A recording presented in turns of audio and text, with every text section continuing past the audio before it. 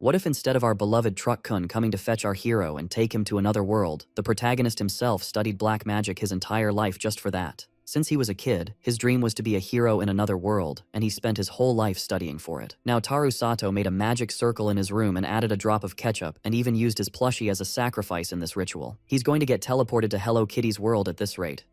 At first he thought it didn't work, but then hands started coming out of the magic circle and grabbed him. When he started to open his eyes again, a bearded guy was asking what kind of stupid thing he had done. The ugly and idiotic boy didn't understand. That was when the old man, who is actually God, showed it to him. The 21-year-old boy named Taru Sato had died. He was found in his room suffering from a severe lack of life. That's what happens when you try to compete with Truck-kun. The dude can't believe he actually died, but hey, at least his magic worked. God spills that Earth never taught humans magic, and it's wild he figured it out solo. But turns out the circle he drew wasn't for travel, it was for reincarnation. Plus, he messed up by not specifying the destination or purpose, making him realize he goofed. Now he's gotta switch up his game plan, so he asks God for a reincarnation do-over. He's always been hyped about other worlds, can't let this slip. But God's like, nah, reincarnation's been off the table for ages. Thanks to the new soul recycling law just brought back. Basically, using reincarnation magic is a self-destruct button.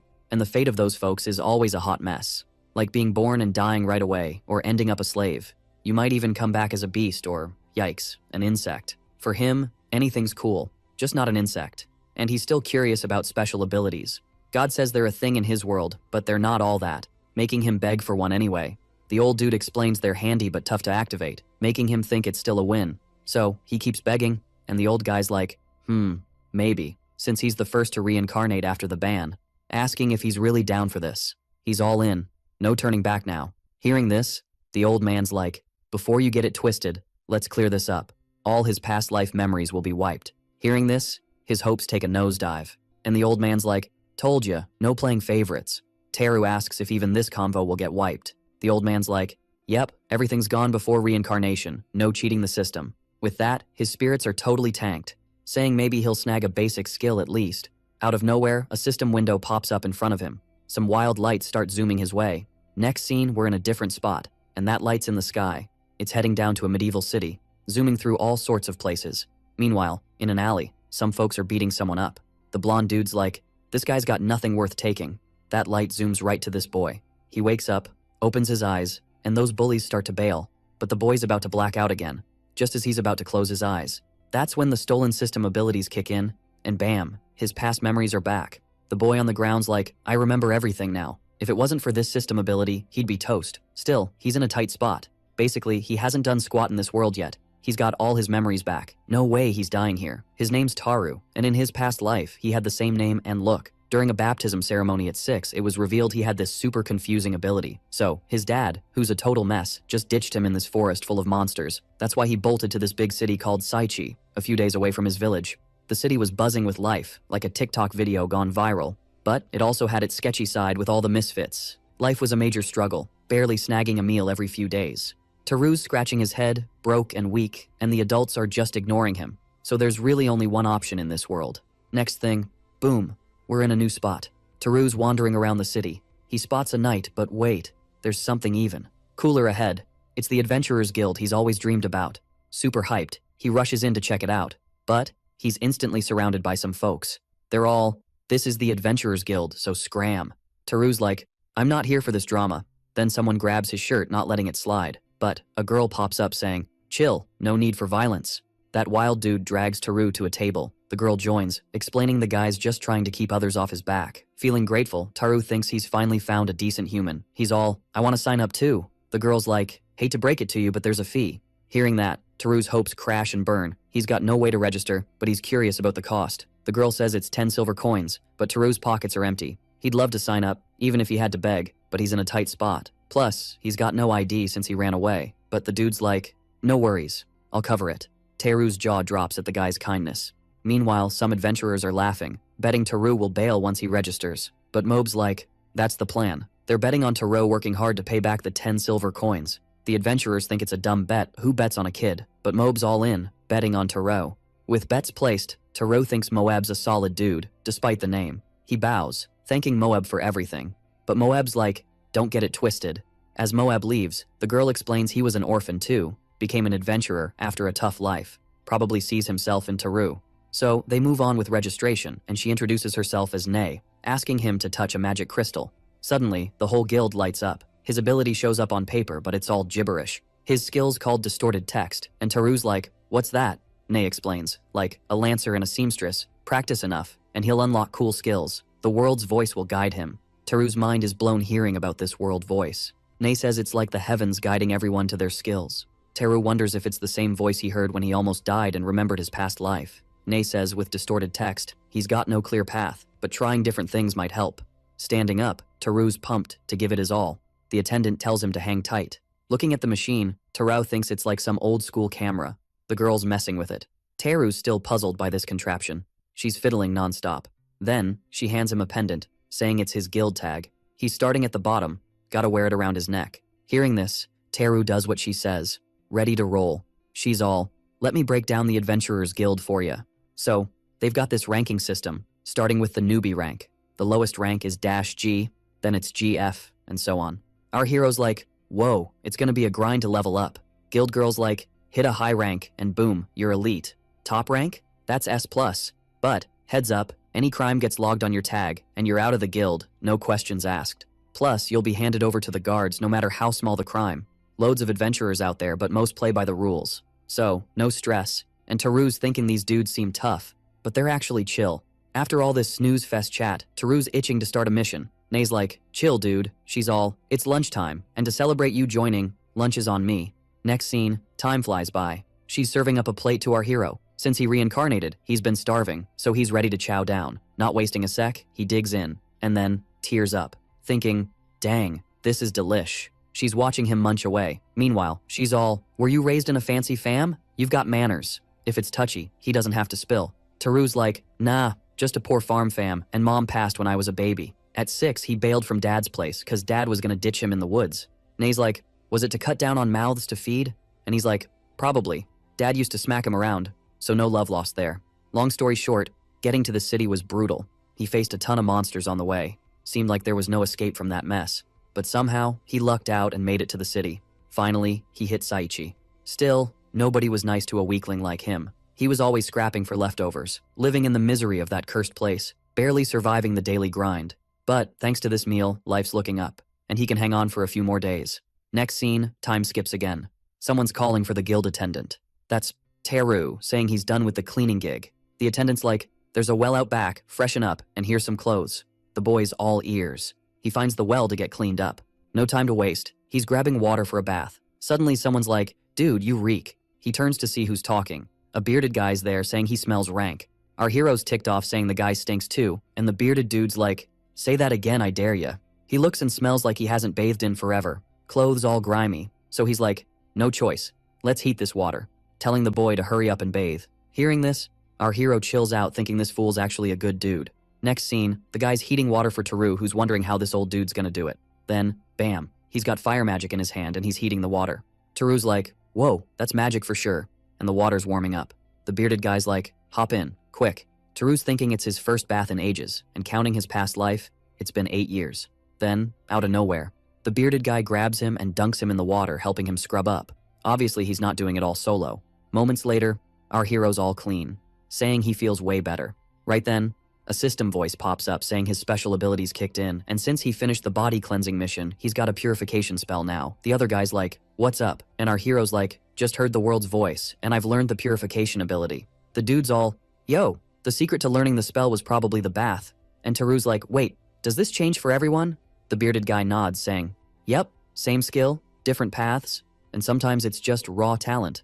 One way to master fire spells, just keep lighting fires. And the trick to learning anything is trying out different stuff." But our hero snagged the purification spell, totally shocked to score such a rare skill like that. Hearing this, the boy's mind is blown, wondering if it's really that epic of a spell. Then, the dude hands over some clothes. Taru's all, "Thanks, but I don't need all this. I'm off to take a bath myself, so I'm out." Scene switch, and Taru's picking his next mission. But then, the guild attendant's like, "Hey, the guild leader wants a word." Totally confused, Taru's thinking, why would someone that important want to chat with me? Next scene, he's at the leader's door, asking if he can come in. He steps in, and surprise, it's that bearded old dude from before. The girl whispers to be polite, cause that's the boss. So, the hero bows, saying thanks for earlier. But the man waves it off, telling him to take a seat. Switching topics, he mentions Nay said Teru's broke and homeless. So, he's got an offer, the guild's got a spare room with a bed, and Teru can crash there for now. In return, he needs to help with cleaning and assist Nay and the guild crew, and yeah, he'll get paid too. Hearing this, our hero's shocked, asking if the guild leader's really cool with this.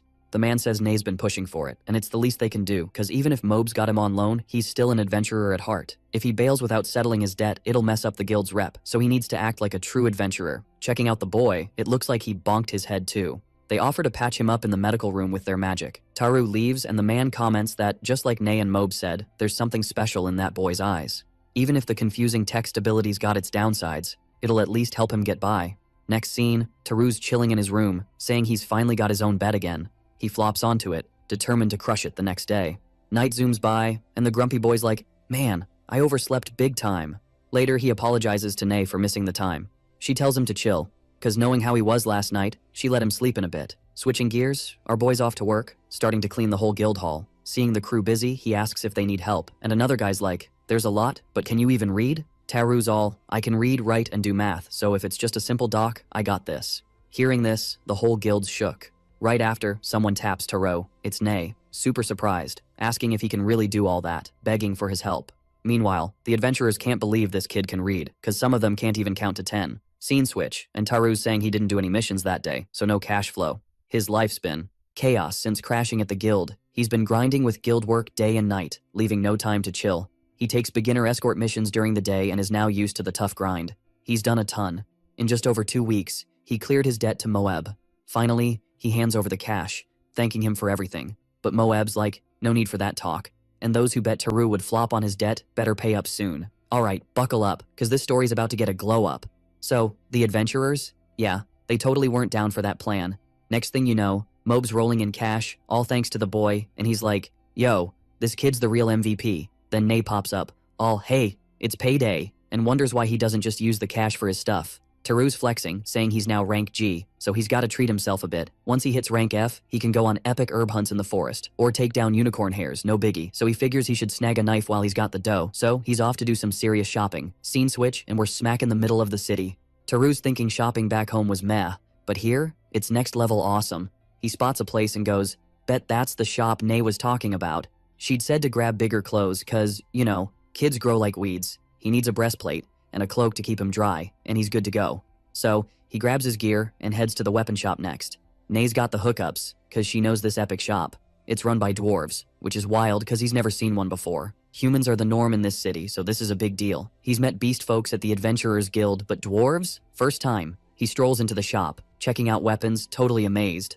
But where's the seller? From across the room, someone asks if he's a customer, telling him to chill and browse. Our dude does just that, but it's taking forever and he's like, is this guy busy or what? Finally, he spots the dwarf. And the dwarf's like, oh, you're a customer, huh? Getting closer, he asks if Taru's a kid. Switching gears, Taru asks if the dwarf's gonna temper that sword. The dwarf's confused, like, what do you mean? Taru admits he's no expert, but he heard if you hit hot iron and splash water on it, it makes it tougher. The dwarf's like, first time hearing that, but sounds smart. But he's worried it might mess up the iron. The dwarf keeps eyeing the forge. Says there are items on the shelf that might work, telling him to pick one. He's giving it for free, a thank you for the tip. Taru's shocked, thinking the dwarf's eager to try it out. So, he accepts the generous offer. Finally, he's got a weapon. He tests his swings, asks the dwarf what he thinks, but the dwarf's not even paying attention. Taru's like, is he just gonna ignore me? As he leaves, he thanks the dwarf for the dagger and heads out. Next scene, we're at the guild hall. Nay's all, at your age, it's cool to pick something flashy like that. Taru's like, these are way comfier than my old threads. Nay checks out the clothes, saying the material's decent. And since it's cheap, he's good. Taru's surprised, asking how she knows all that. Nay's like, appraisal's my thing, I can use it on stuff. The protagonist wonders if she can appraise people. She says only part of her skill's unlocked, so nope. But it's handy for objects, like checking out loot from missions. Keeps her from getting scammed by merchants. At first, it just showed the object's name, but now it's super versatile. Taru asks what she needs to appraise people. She says she needs to meet certain requirements, and skill rank matters. Like if he's got an S rank, he can assess anything if he meets the conditions. But with a G rank, no people appraising, no matter what. He heard it can even spot personal talents with an S rank, and Taru's like, that could totally help figure out how my skill works. He just picked up this purification skill, and he's wondering if he can snag the confusing tech skill the same way. Nei's all like, wait, you actually got that skill? That's healer level magic, dude. Thinking maybe the confusing tech skill is some kind of healing thing too. He asks if Taro learned the cleaning spell, but Taro's like, nah, is that a bad thing? Purification's a top tier skill for healers, but you gotta know the cleaning rank skill first. Another skill on the list is purging, but somehow he just jumped straight to purification, so he's not exactly a healer. Taru's just standing there, totally lost in all this skill talk. The girl keeps pondering, saying she's never heard of anything like it. Later on, Taru's in training mode. Nei calls him up. Taru's like, what's up? She says he did awesome that day, and his payment's in. He's stoked because he's got a shopping spree in mind, but he can't buy it all, so he's got to prioritize.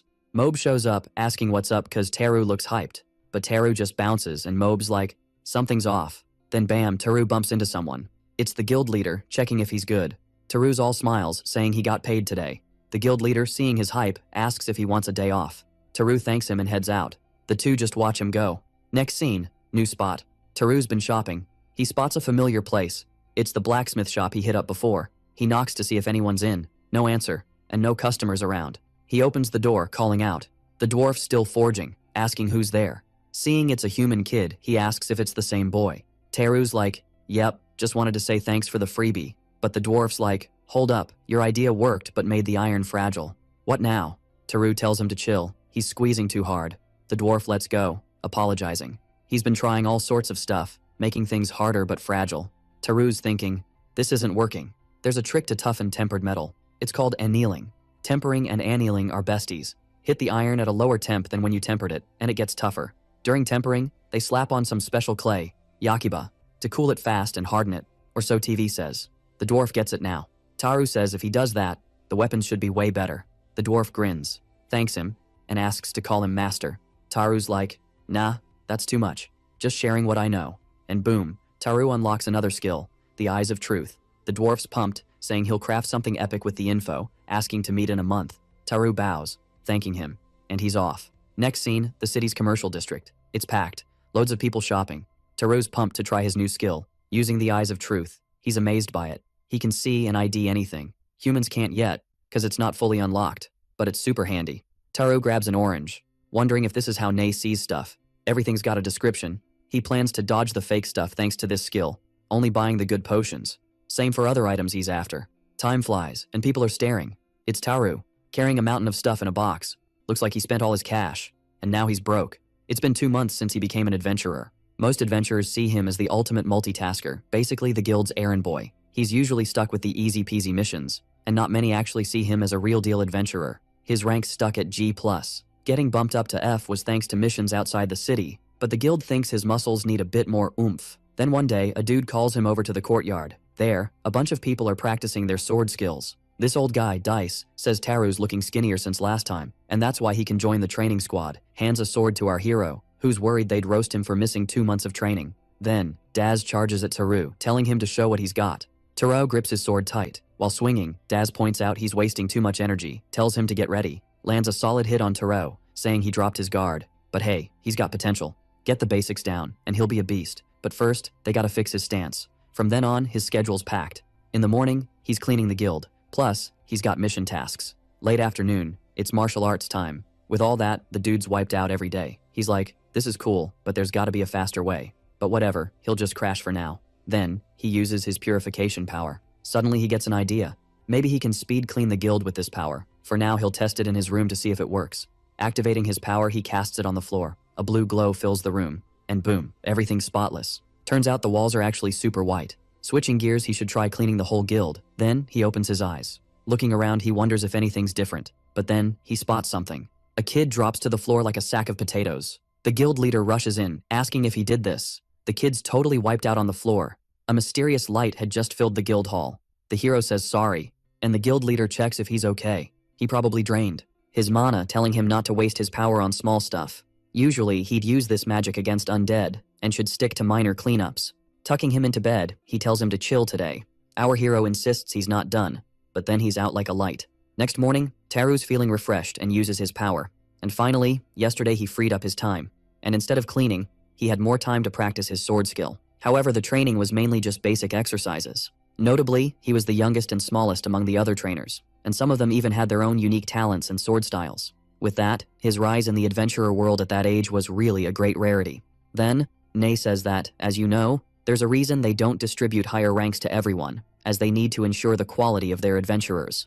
After all, it's a profession full of risks, and they can't give a rank to someone undeserving, because otherwise, it could end up having consequences. Meanwhile, our boy continued to train in swordsmanship, thinking he was really lucky. The scene shifts. Taru once again went to that dwarf's workshop. He had managed to forge some blades like never before because of him. He also forged a short sword for the boy, asking if he will accept it. Taru, in turn, takes that sword. Thanking for everything, the dwarf asks to consider it as a gift just to say thank you. Using his appraisal skill, Taru is surprised to think that a single gold coin is approximately 10,000 yen, which means that sword was worth at least 150,000 yen.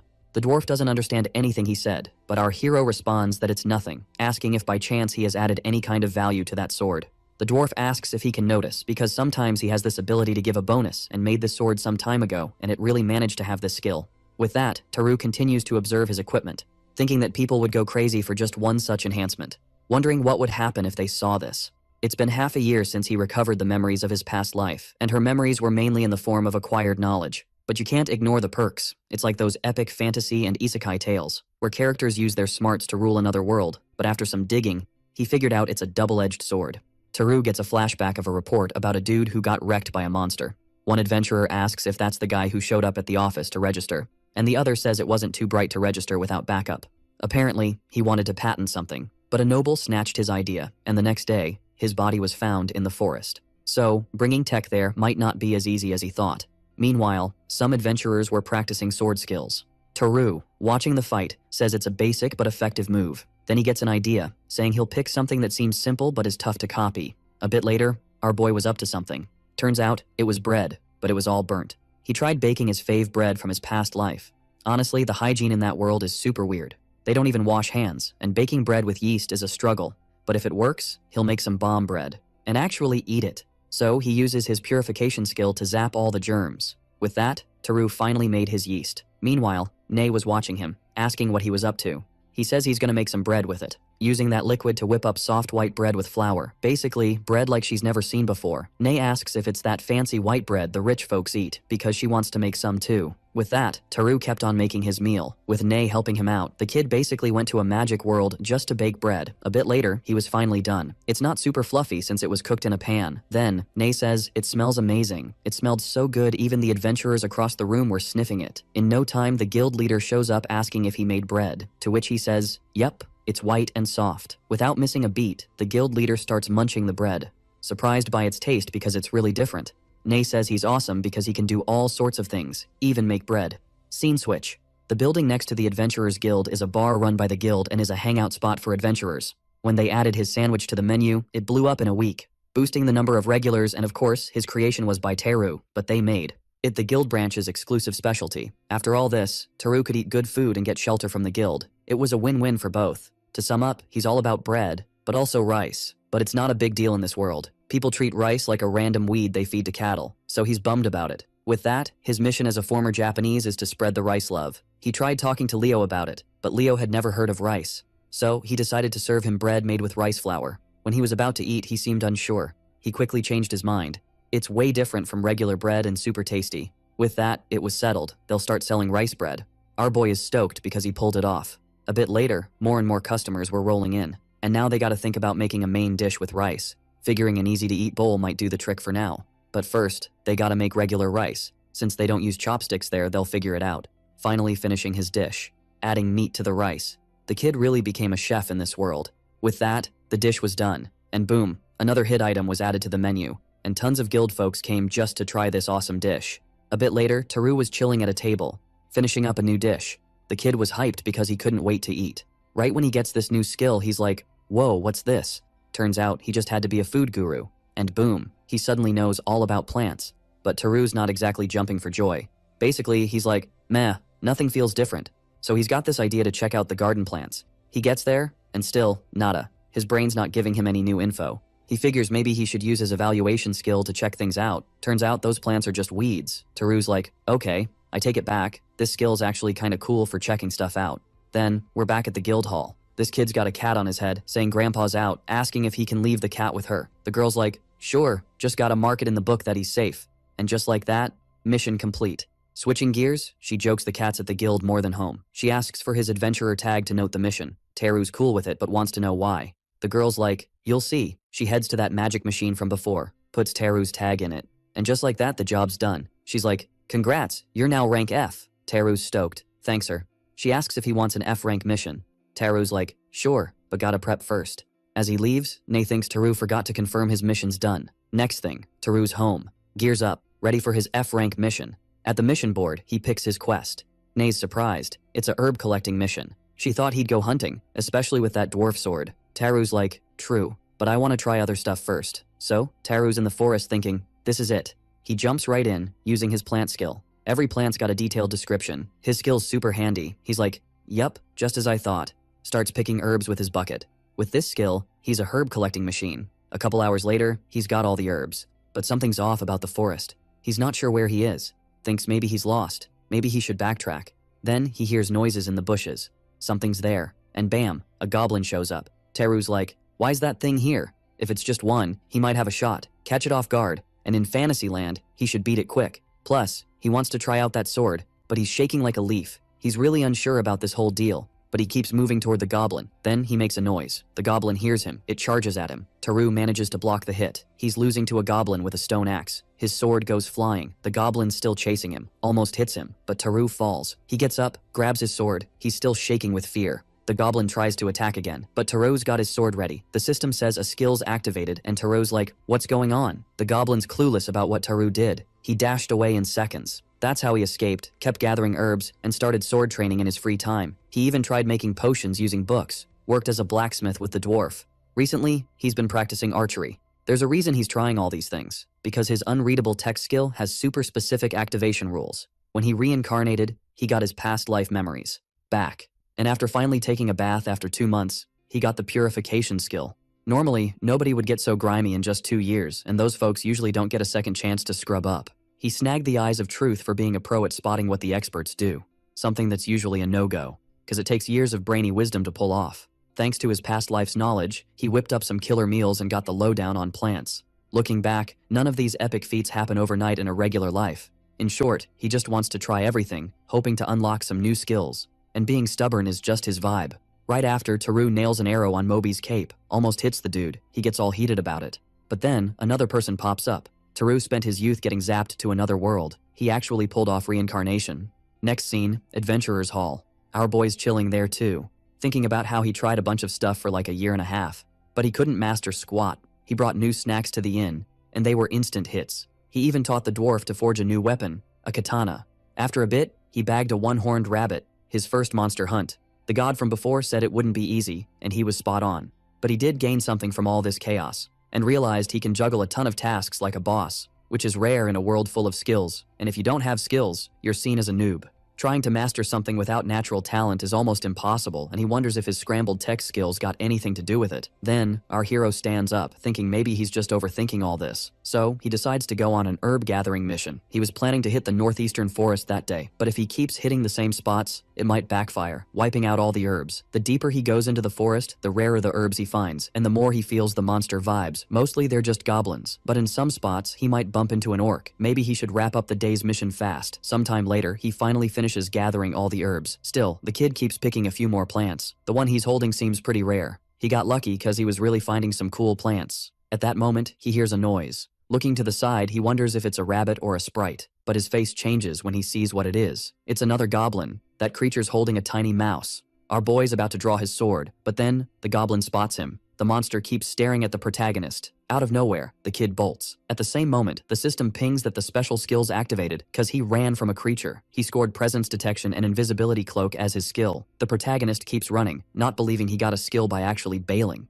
Scene flips to the Adventurer's Hall. Loads of people are hanging out there. Our hero's got his camouflage skill on. He's shook by this skill, wondering how OP it is. Absolutely no one sees him in the middle of this place. He tries chatting with people, but it's a total fail, guessing he really managed to go full stealth mode. But then, he gets whacked in the head. Our boy's clueless. Turns out, it was Leo telling him to pick the right spot to use this skill. Hearing this, Taru thinks some people can still spot him. Scene flips again to another spot after a bit. Taru keeps gathering herbs to finish his mission. At the same moment, he notices something. Guessing there are monsters lurking too. He ducks behind a tree to scope it out. but this time, it's just a horned rabbit. Thinking he might as well take it down while he's out here cause the meat's tasty and the skin's sellable. Without wasting time, he uses his camouflage skill, sneaking up on the rabbit, taking it down. The stealth cloak's effect definitely has its perks. Soon after, he hears another noise, guessing it could be another monster again. The boy points his sword, but the other guy asks if it's Taro, asking to hit up the guild ASAP. His crew's battling a goblin horde and needs backup cause there are like 80 monsters. Quickly, our hero starts to bounce, telling them to hang tight till reinforcements roll in. Scene flips again to the guild hall with Taru breaking down the whole sitch. Leo's all, "Yo, it's gotta be the Northern Forest. Rally the squad, we're rolling out ASAP." One crew's already duking it out with goblins to keep safe, so ditching their guildmates ain't an option. He's like, "Time to squad up, adventurers. Let's flex our unity." They're splitting into 3 squads, red, blue, and green. Taru's got the job of spreading the word to everyone. Red squad's on rescue duty, green squad's on goblin patrol, and Taru's the go-to messenger. Everyone's got to team up like pros, and nobody's getting KO'd on their watch. Fast forward, and we're in the forest. A dude's stressing about running low on arrows, but his buddy's like, "Chill, backup's on the way." And boom, reinforcements roll in. Another guy's like, "Yo, tell blue squad to clear an escape path." Then our hero hands over some potions, saying, "Take these, trust me." The dude's shocked, asking if they're pricey, but Taru's like, "Nah, I whipped them up myself." Plus, he's off to update blue squad pronto. Finally, the kid hustles to the next team, asking if they can secure an escape route, and the hooded dude's like, "Green squad distracting the baddies would be clutch." Our guy's basically the info hotline. But things are looking grim. Too many goblins, and they need more backup. All squads are cornered by goblins, seriously needing a hand. Leo's like, "Got it. I'll update the guild. You chill. We got this." Mobe's in the thick of it too, charging straight into the chaos, facing a goblin army. With one epic swing, Leo wipes out a bunch of them.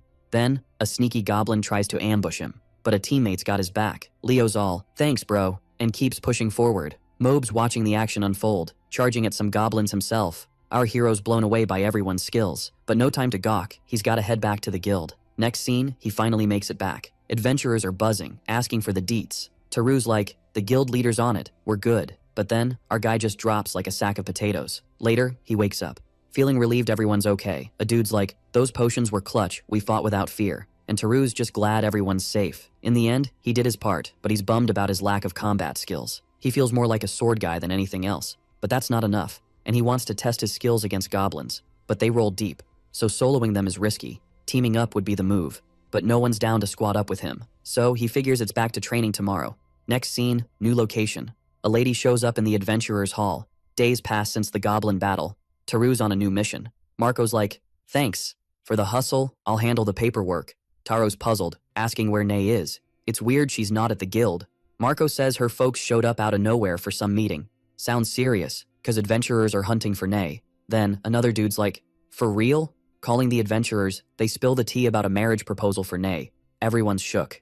Another adventurer asks Taru if he knew, and he's like, "Nope," leaving them bummed cause Nay seemed to dig him. Then, someone taps Taru's shoulder, telling him to follow Nay and report back. But Taru's like, "Can't, I'm mission bound." Marco's like, "You haven't accepted it yet, so you're good to go." Leaving Taru totally annoyed, thinking he should just do his job quietly, like a ninja on a stealth mission. With no other options, he's gotta agree to this mission, even if it's a total drag. But if anything goes sideways, he's the one holding the bag. So even though the adventurers claim they were waiting for his report, he's not buying it. The scene flips, and our hero, eyeing the carriage, figures Nay must be lurking nearby. Then, boom, he stumbles upon something.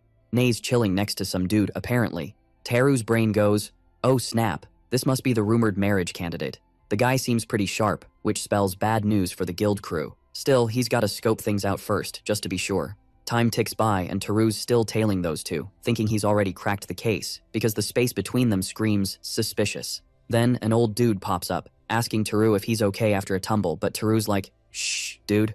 When he glances over, those two have vanished into thin air, thinking he's gotta uncover what's really going down between them. Next scene, that guy's declaring he wants to spend forever with Nay, asking if he can put a ring on it. But duh, it's just Taru's wild imagination running wild, saying Nay definitely can't get hitched.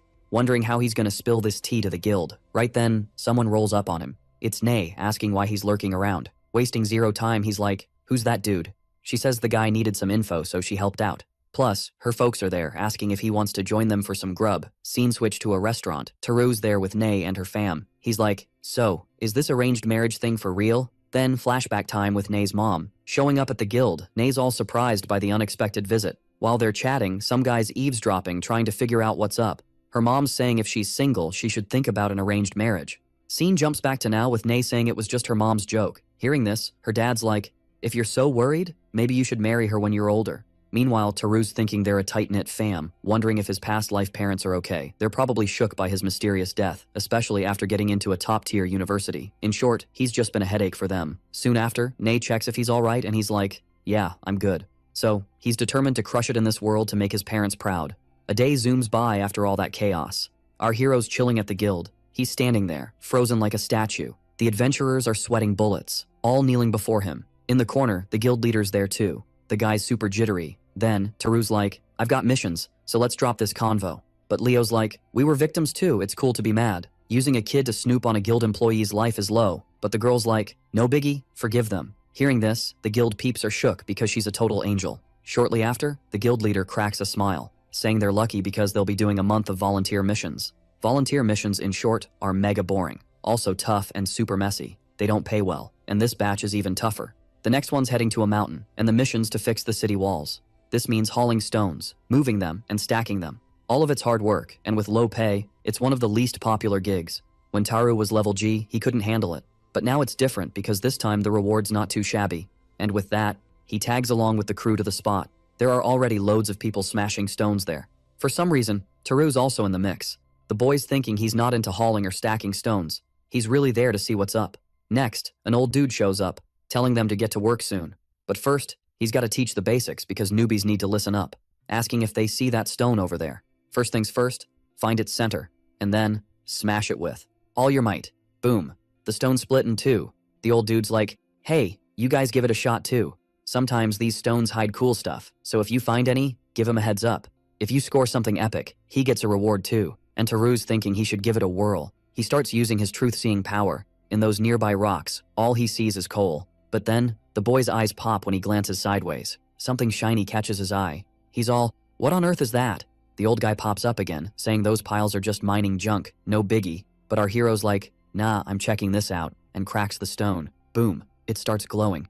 The old man just watches, jaw dropped. The hero just stumbled upon a mithril ore, leaving the bald dude totally shook. He yells for everyone to stop because dude, they just found mithril. With that, Taru unlocks a new skill called precision. Days fly by, and the boy's still figuring out this precision thing. Probably something to do with aim, so he starts practicing with a bow and arrow, thinking this skill's gonna be super handy. Scene switch, and a guy's like, 100 gold coins for the mithril, what you gonna do with all that cash? Taru's thinking he owes his life to the guild peeps. So, food and drinks are on him today. And then, boom, party time. Next, he glances at Nay, asking if she's got any ideas for the leftover cash. She suggests donating some to the orphanage, leaving him surprised by her idea. Scene switch, and the town's buzzing because a kid found mithril out of nowhere. Meanwhile, some guild adventurers are chatting. A brown-haired dude's like, heard Taru took down some bandits, true?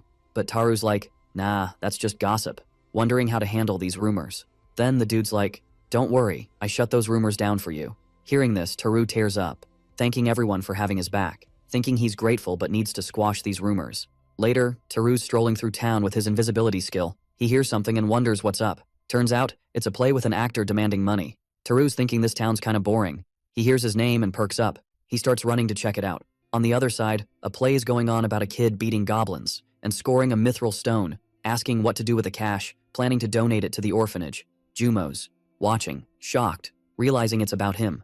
Puppet shows are all about local legends now. They used to be rituals, but now it's just for fun. Rumors about Taru are becoming the town's entertainment. And as they say, rumors spread like wildfire. Realizing this will just fuel the gossip. He'll stand out too much, which could be trouble, so he wants to dodge it. In all this chaos, he needs to chill. Since he's got no choice, it's risky, but he might have to go all out. He feels for the puppets, but he's gotta fight entertainment with entertainment. Next scene, Nay's thinking about him.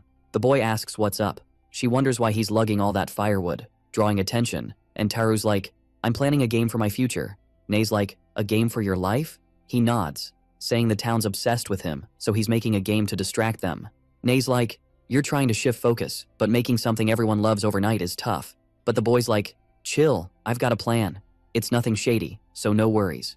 Next scene, the boy finally wraps up his game and decides to name it Havers. To make this epic game, he starts by cutting out a square board and draws lines to make it 8 by 8. He paints one side of the ball black and the other white, like a mini yin-yang. Boom, game complete. Nay, all curious, asks how to play it. In this game, you flip your opponent's pieces by surrounding them with yours, and whoever has the most stones wins. When you place a stone, you gotta put it where you can trap the opponent's color and flip all the stones surrounded horizontally and vertically, or even diagonally, ninja style. Once you snag the corners, you basically own the game. The eager girl is hyped to try it out, and Teru's all, let's do this. And just like that, the first epic showdown begins. Nei's pumped, saying she's totally not gonna lose. She makes her move. Time flies and Black scores 4 wins while White only gets 1. The battle rages on, with Black racking up 23 wins and White snagging 18. The protagonist's like, hey, I'm not too shabby at this. Eventually, the battle wraps up with Black winning with 40 pieces. Nei's stoked because she finally snagged a win, and she's shocked she beat the game's creator. The protagonist's all, rematch time. He's not losing again. Nei, all fired up, says he still doesn't get her power. Meanwhile, Teru's ready to get serious. He makes his move. Time zooms by again.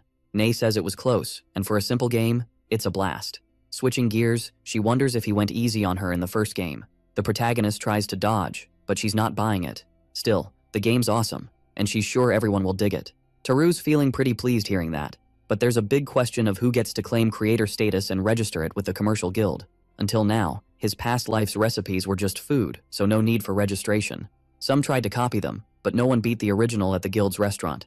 Thanks to the guild's solid rep, no one copied openly. But with this game, it's a whole different ballgame. Seeing the situation, Nei asks what our hero's plan is. He thinks about using the guild's name, but if he registers it, they'll need a creator's name. He could use Leo, but he's too famous, so it'd be super sus. Honestly, someone trustworthy with strong backing would be ideal, asking if the girl knows anyone like that. She gets all thoughtful. Then, she has a light bulb moment, saying there's someone, and he's pretty close to him. The protagonist's surprised by this, but then he catches on. Scene switch, the boy calls Mobe. He's a stand-up guy who donates to the orphanage and is a top adventurer in the guild. Nei says Mobe will keep donating part of his income to the orphanage, and, as part of his crew, he's down for long-term missions. So, Mobe's the perfect fit for this gig. That's why he's getting the vote of confidence. Scene shifts to the guild leader's room. Mobe says the orphanage can benefit from his extra income. Plus, he's been itching to level up with his team, asking if Teru's sure, because it might be cool now, but what if the board blows up in popularity? The protagonist's chill. He'll get a cut of the profits and dodge any drama, which is super convenient. Mobe's all, sounds like a win-win. Switching topics, the boy asks if they're ready to roll. Mobe's like, you bet. They finally seal the deal. Scene shifts to Teru checking out his board, saying for the masses, a simple board's enough. For collectors and nobles, it should be something extra. Making limited editions with fancy boards and legs, plus shogi sets. Seems his precision skills been underrated and will be super handy. It's crazy precise, making measuring a breeze. Also boosting his motor skills like a pro. With that, he could totally level up to a master carpenter. After a while, the boy finally wrapped up his epic build. Teru really went all out on this one. Nei, checking out the masterpiece, is shook, calling it a legit work of art. Teru just nods and says thanks, but he's still kinda worried about something. Great stuff doesn't just sell itself, you gotta hype it up. Soon, he eyes some adventurers, thinking it's go time and he's counting on them. A super unique and special mission. Then, the dude with the headband asks what that game is, cause it's super cool.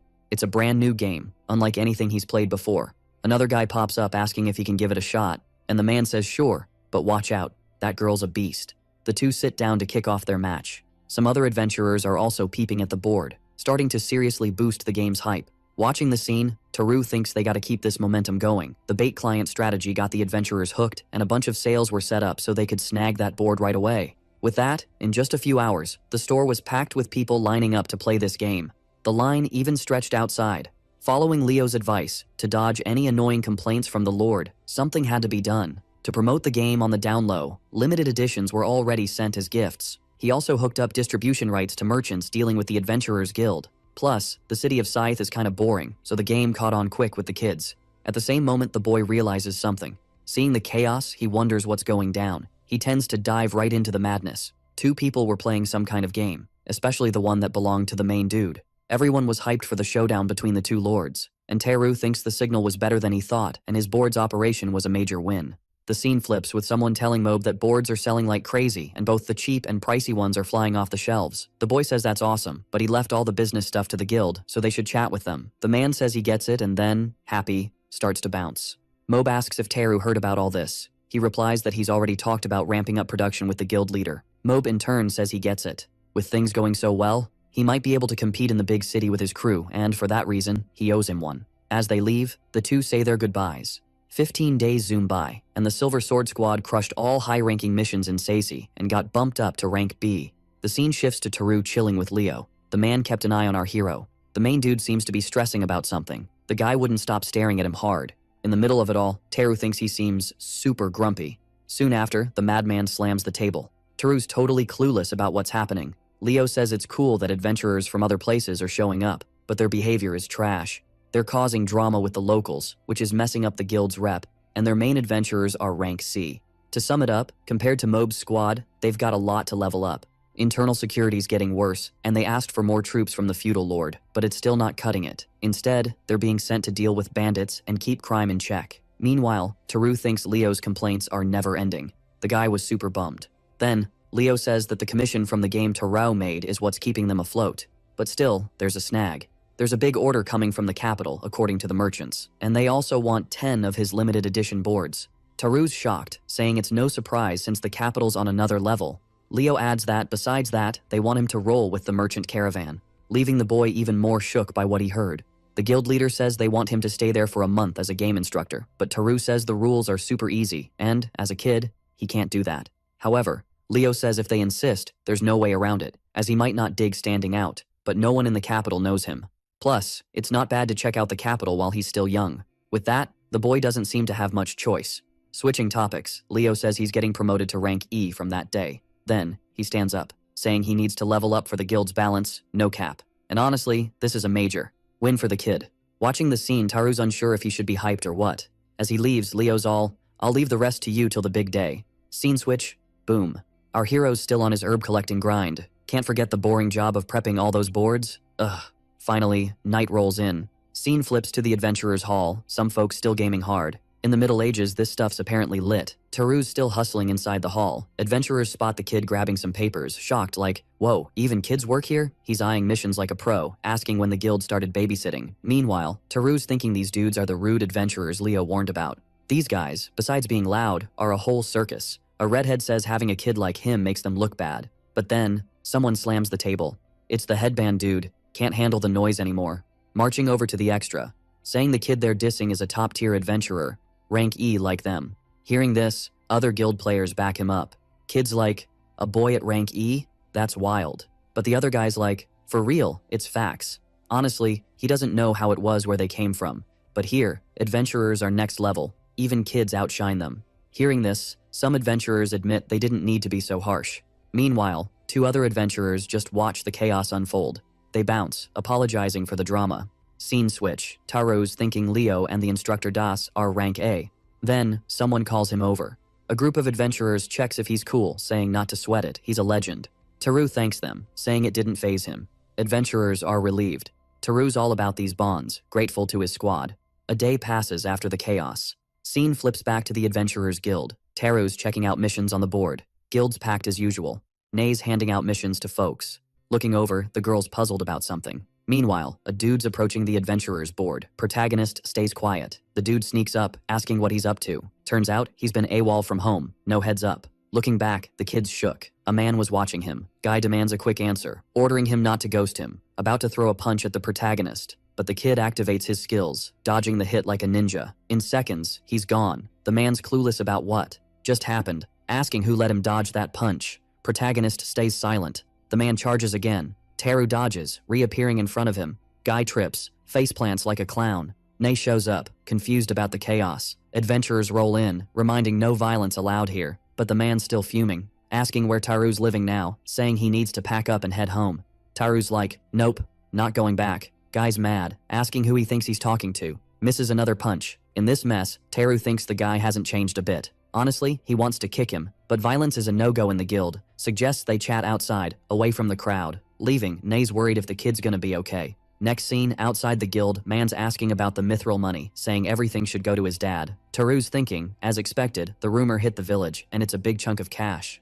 Guy, after ghosting him for ages, now wants to play dad, saying he has no cash for him.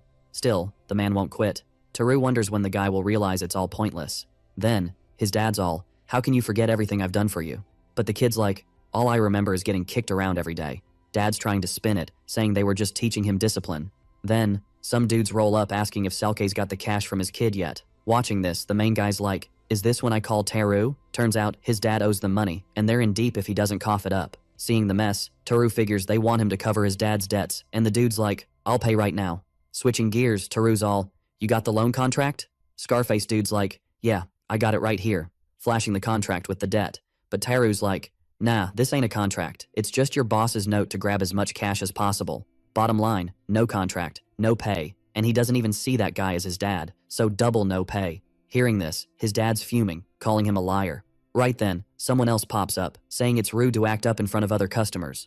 Mess with Teru, and the whole town's gonna be on their case, so they better chill if they want to stay safe. Another guy chimes in, saying Teru's been super generous, even donating leftover cash to the orphanage. All this was expected from the ex-adventurer and host. Right after, the extra starts to bounce. But Teru's like, hold up a sec. Scarface is all, what now? If you're not paying, just leave us be. Teru's like, even though we're done, I want to say sorry for my dad's mess. Hands over a gold coin, saying, keep it. Scarface is all confused by this. No time wasted, they're out of there. The main guy's already sorted the whole thing, saying sorry for the drama. Meanwhile, there's a bearded dude sipping a beer. Next scene, we're somewhere else, and Teru's doing his herb thing. Someone's lurking behind him. He's wondering why bad stuff always happens. The guy shows up. Teru's ready for whatever. Sword out in a flash. Scene rewinds a bit. Teru spotted a shadow by a tree. The dude's eyeing his sword, thinking it's an Angus special. No time wasted, the guy charges, demanding the sword. Teru's like, here we go again. In seconds, he whips up a magic circle. An ability surrounds everything, using it to make a quick getaway. But surprise, the guy corners him, telling him he's not worthy of the sword, ordering him to scram. Teru starts yelling for help. Someone's after his sword. Some adventurers nearby hear the ruckus. Annoyed, they head over, asking what's up. Then, the bearded guy fires an arrow, but Teru's ready, countering in seconds. The adventurers finally show up, checking if Teru's good. Our hero's thinking he can finally get on with his mission. Scene shifts to the Adventurers Guild. Teru's eyeing some wood piles, saying he's got to finish the limited edition boards, determined to make all the pieces, doing it all with care. And boom, he's done. 10 pieces in total, 10 limited edition boards, complete. He's stoked with his work. But even with skill, cranking out so many boards so fast is exhausting. Still, with precision, he nails identical pieces. A craft he perfected down to the last detail. Obviously, without creativity and talent, you can't make cool stuff. That's why he gave it his all in art class to pull this off. Later, he's playing that game with an adventurer. Another guy shows up, asking how Teru's doing and if he thinks he can pull it off. Wants to know how many boards he finished. Our hero's like, I finally got 10 done. Leaving Paolo shocked, expecting him to finish at least 6 per the contract. But he wraps up the contract and, switching gears, asks if he wants to tag along. Then, another dude pops up, telling him not to swipe his star player. But Paolo insists Taru's skills could earn him way more cash than he's making now. However, the guild boss warns that if Taru bails, he'll cut ties with his trading biz. Realizing it's the guild boss, Paolo backtracks, saying he was just messing around. Leo says he'll try to buy that story. Then, Taru asks if there's any scoop on the trip to the capital. So Leo asks Paolo if he's picked who Taru's gonna train with. The guy mentions that this person seems to be a noble, suggesting they snag some fresh threads while there's time and meet a top-notch tailor. Hearing this, Taru's mind is blown, thinking this is getting wild, wondering if everything's gonna be chill. The scene flips to outside the guild, and Leo says it's best to bounce early cause the night is sketchy, not just monsters but bandit rumors too. Asking Taru what's up and why he's not rocking his new drip. Nay, on the other hand, asks if he got new clothes, and why he didn't spill the beans earlier cause he wanted to peep them. Taru says these are fancy clothes for meeting the nobles, not for a road trip. With that, all the travel prep is done. The main dude hops in a carriage, saying he's out of here. Nay wishes him a safe trip. With that, they finally roll out to another city. Taru thinks the journey's smooth sailing, the highway's a big help with all the traffic, and troops are posted at every rest stop so it's super safe. To sum up, it's the usual fantasy plot where the merchant convoy gets jumped halfway, playing out in his head, but it seems like a pointless worry. There's also the fact of having a rank C adventurer by his side. Then, Taru says the guy coming their way looks sketchy. Basically, he seemed to be sizing them up. The girl guesses maybe he's a bandit spy with some evaluation skill. With that, they can't let their guard down. Sometime later, the scene shifts to the rest area. At that moment, they hear a noise. Taru asks what went down, and the girl says she's got a bad vibe about this, guessing the bandits switched targets to the convoy behind. According to the soldiers who checked the scene, the bandits vanished, and the train was totally wiped out. With that, their hope for the train's safety was pointless. To sum up, reality's a harsh beast. Sometime later, the scene shifts to a carriage. A farmer was peeping all that traffic. Then, that girl calls for the main dude, saying the capital's in sight. The curious boy peeks outside, saying the city wall's length is mind-blowing, and the other guy says when they get closer, the height will blow his mind too. With that, they finally hit their destination. Checking things out, Taru says he's getting the jitters, heading towards that massive gate.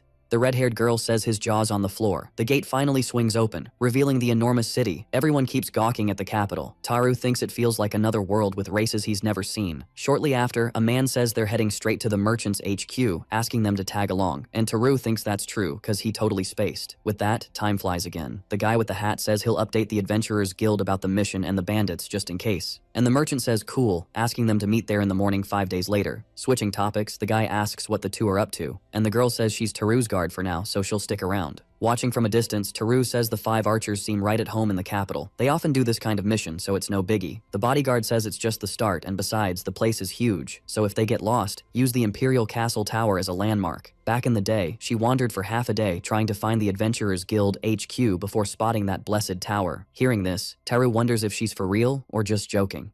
In the next scene, it cuts to a building.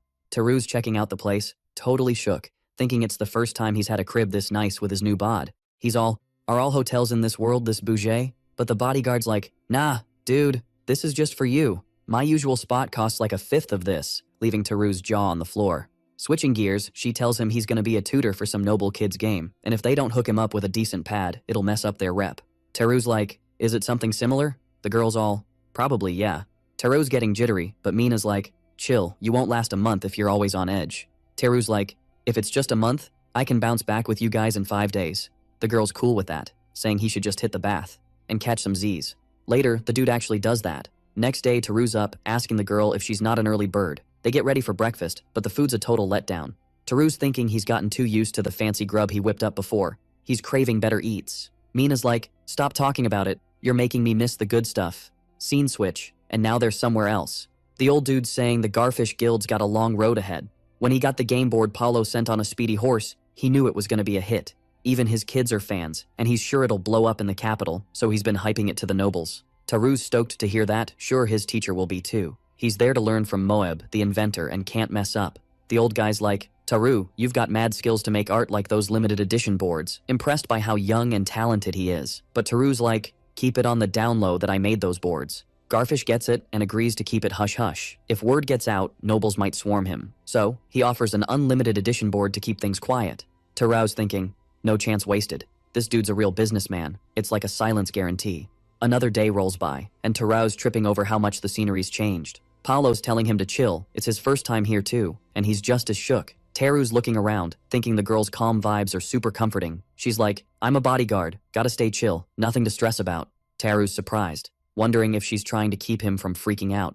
Finally, the carriage rolls up to the mansion. Taru's curious about who owns this place. It's gotta be a top-tier noble's crib. Then, the other guy's like, this ain't Count Helino's place, it's Duke Valera's mansion, the kingdom's prime minister. Taru's mind's blown, realizing he's been summoned by someone super important. Then, another person shows up. The butler's like, everyone's here, follow me. They head into the mansion. Taru's activating one of his skills. Peeking through the door, he sees a bunch of people. The butler stops, telling them to wait by the door. The squad's feeling the nerves. While they're chatting, Taru's thinking, this is a major intro. Out of nowhere, his system pops up with a special condition met, and he scores. The evaluation inhibition. Taru's shocked, realizing the world's voice just chimed in. He's got another skill now. Looking around, he's amazed, thinking all these people seem super high-ranking. So, imagine this. If he learned evaluation inhibition, it means he was getting judged by a whole squad of people at once. Anyway, he's all hyped to test out this new skill he just unlocked. The kid's curious if it actually works. Then boom, someone pops up in the hallway, giving a shout out to the Garfish merchant's rep, and, oh, the young dude there? Can't miss him. He heard it was a kid but didn't expect the tutor to be so tiny. And Taru, checking out the guy, wonders if that's the country's big boss. He starts eyeballing the crew. Then he gets asked to roll with Taru. They say the young dude's the main apprentice of the board game inventor, and he's gonna be the tutor for the day. First up, he's gonna play 3 matches to show off. Hearing this, Taru's like, is this guy testing me? Is this a bit childish? From the big boss's view, he asked for a tutor and got a kid, so it's not weird to feel a bit trolled. With no other option, the kid's like, alright, let's have a good game, thinking he better get serious.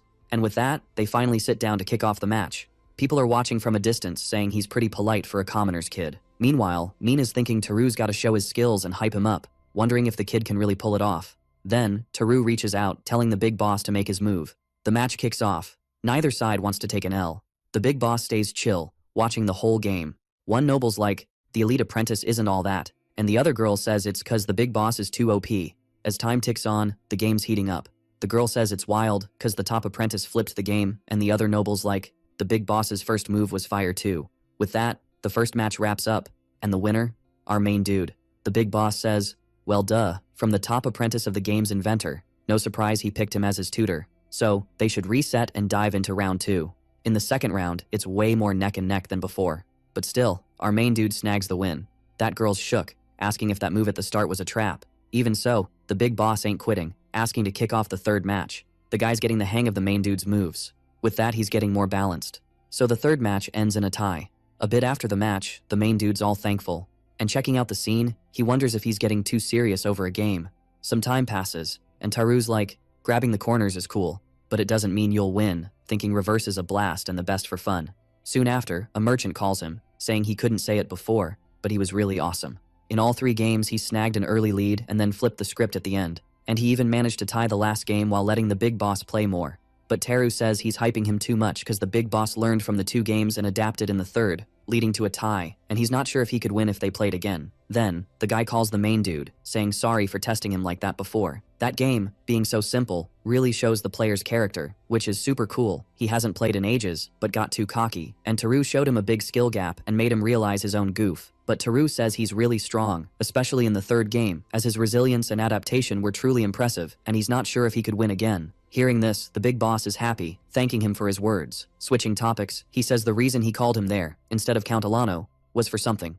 To sum it up, it was to check him out for someone else, and Taru wonders if he's talking about what he felt when the evaluation started. The big boss says he has a classification evaluation skill. He then trusts his judgment of people, but it seems the kid's got some kind of immunity to all this. With that, he caught a glimpse of his skills for a second, but then they vanished. The next moment, they seemed pretty normal, and if he's not wrong, this is the first time for him that this was happening, and it's really kinda mind-blowing. Hearing this, Taru nods, realizing his new skill not only blocks evaluations, but also throws out fake info. Then, the minister asks if he could chill his epic evaluation. Block for a sec because he wants to introduce him to someone and needs to trust him fully for that. Hearing this, Taru thinks the dude's pretty sharp, noticing his skill. Maybe he can pick up some tips about his scrambled text skill too if he goes through with this. Then he agrees to show his abilities, but only to him. Meanwhile, the Prime Minister keeps an eye on our hero. The protagonist, meanwhile, thinks no one was watching. Then, he finally turns off his skill to hide evaluations, and the minister, in turn, is blown away by what he sees, saying it's wild because his basic stats are low, typical for a kid of his skill, but they're majorly boosted by a skill called precision, and he's never heard of the Eyes of Truth, but it's wild how it links to his evaluation skill. There's also the presence detection skill, and meanwhile, Taru feels totally exposed. The Prime Minister says what's even crazier is that, even with the scrambled text skill, he's leveled up in loads of professions. Usually leveling up should boost stats, but that's not happening, and that's why Taru's case is super mysterious. Hearing this, Taru is shocked, wondering if his professional skills leveled up, then his hard work wasn't for nothing. Honestly, he'd love more deets, but he has to chill, after all, it's the Prime Minister. The guy says it's odd because he's checked out the scrambled text skill before, but he can't figure out what his original skill is, and Taru asks what that means. He says it's a skill that needs an S-class evaluation to spot, and usually, you can guess the skill based on trends and stat growth. But, as he said before, his skills are leveling up in loads of professions, and this is beyond his evaluation skills. If it were just martial arts, professions like Holy Knight or Hero might make sense, but he's leveled up in random areas, like blacksmith and carpenter, and even in alchemy. To sum it up, he's never heard of a pattern like this ever. Checking out the scene, Taru thinks that even though the Prime Minister is probably the top evaluator in the capital, he can't figure it out. But no need to freak out, as your skills are leveling up in loads of fields. Saying that maybe the universe gave you a unique ability, and the only hurdles are the tough conditions to unlock it, but you'll always keep grinding and chill. Then, the Prime Minister says he seems to have a rare ability, so nothing shady should be happening. Then, Taru remembers that everything that went down was because the Prime Minister promised to evaluate him for someone else. Soon after, the man says he wants him to be a tutor for His Highness and the Prince once a week, and on other days he wants him to teach the local nobles. Hearing this, Taru is totally floored, because he was about to start teaching even royalty, thinking this is turning into a hobby for nobles, and thought it was just fun for regular folks. The Prime Minister tells him not to stress because he'll be paid well, but Taru thinks that's definitely not the issue. Next scene, they're already out of the castle and strolling through the city. Taru, glancing at his bodyguard, thinks she seems to be in a super good mood. Surrounded by nobility, he just blends into the background. Then, Mina tells the boy he did a great job, and the protagonist just thanks her. The girl, in turn, asks if he's gonna teach a prince, and Taru can't tell if she's joking or serious, saying he'd rather forget about it for now. Next scene jumps to another spot. A maid greets the protagonist, saying she'll prep his meal and asking if he wants a bath first. Hearing this, Teru is surprised, thinking this is always a sweet welcome. But still, he must stay chill. He asks Mina what she wants to do, as he wants to eat in the room and relax, and the girl says that works for her. So, Teru asks to have their meals set up in the room. The maid does as the protagonist asked, and Mina says Teru's looking like a noble now, and he replies that he really is one. In the next scene, the meal's finally ready, and it's a chill day. Mina says since they're heading to the capital, she wants to know if there's anything he wants to do. She's got to meet up with the prince tomorrow, so she's all about chillin' today. And Teru's thinking that means no wandering around. He's all, wanna explore the capital? And she's like, sounds lit. Scene switch. Teru's asking Mina if she needs anything, and she's like, no plans. Hit me with suggestions. They're strolling through the capital, checking out shops, eyeing some cool stuff. She's like, gotta snag some souvenirs for fam and my bro, but there's time. Teru's like, wait, you got a bro? And she's like, yeah, same age as you.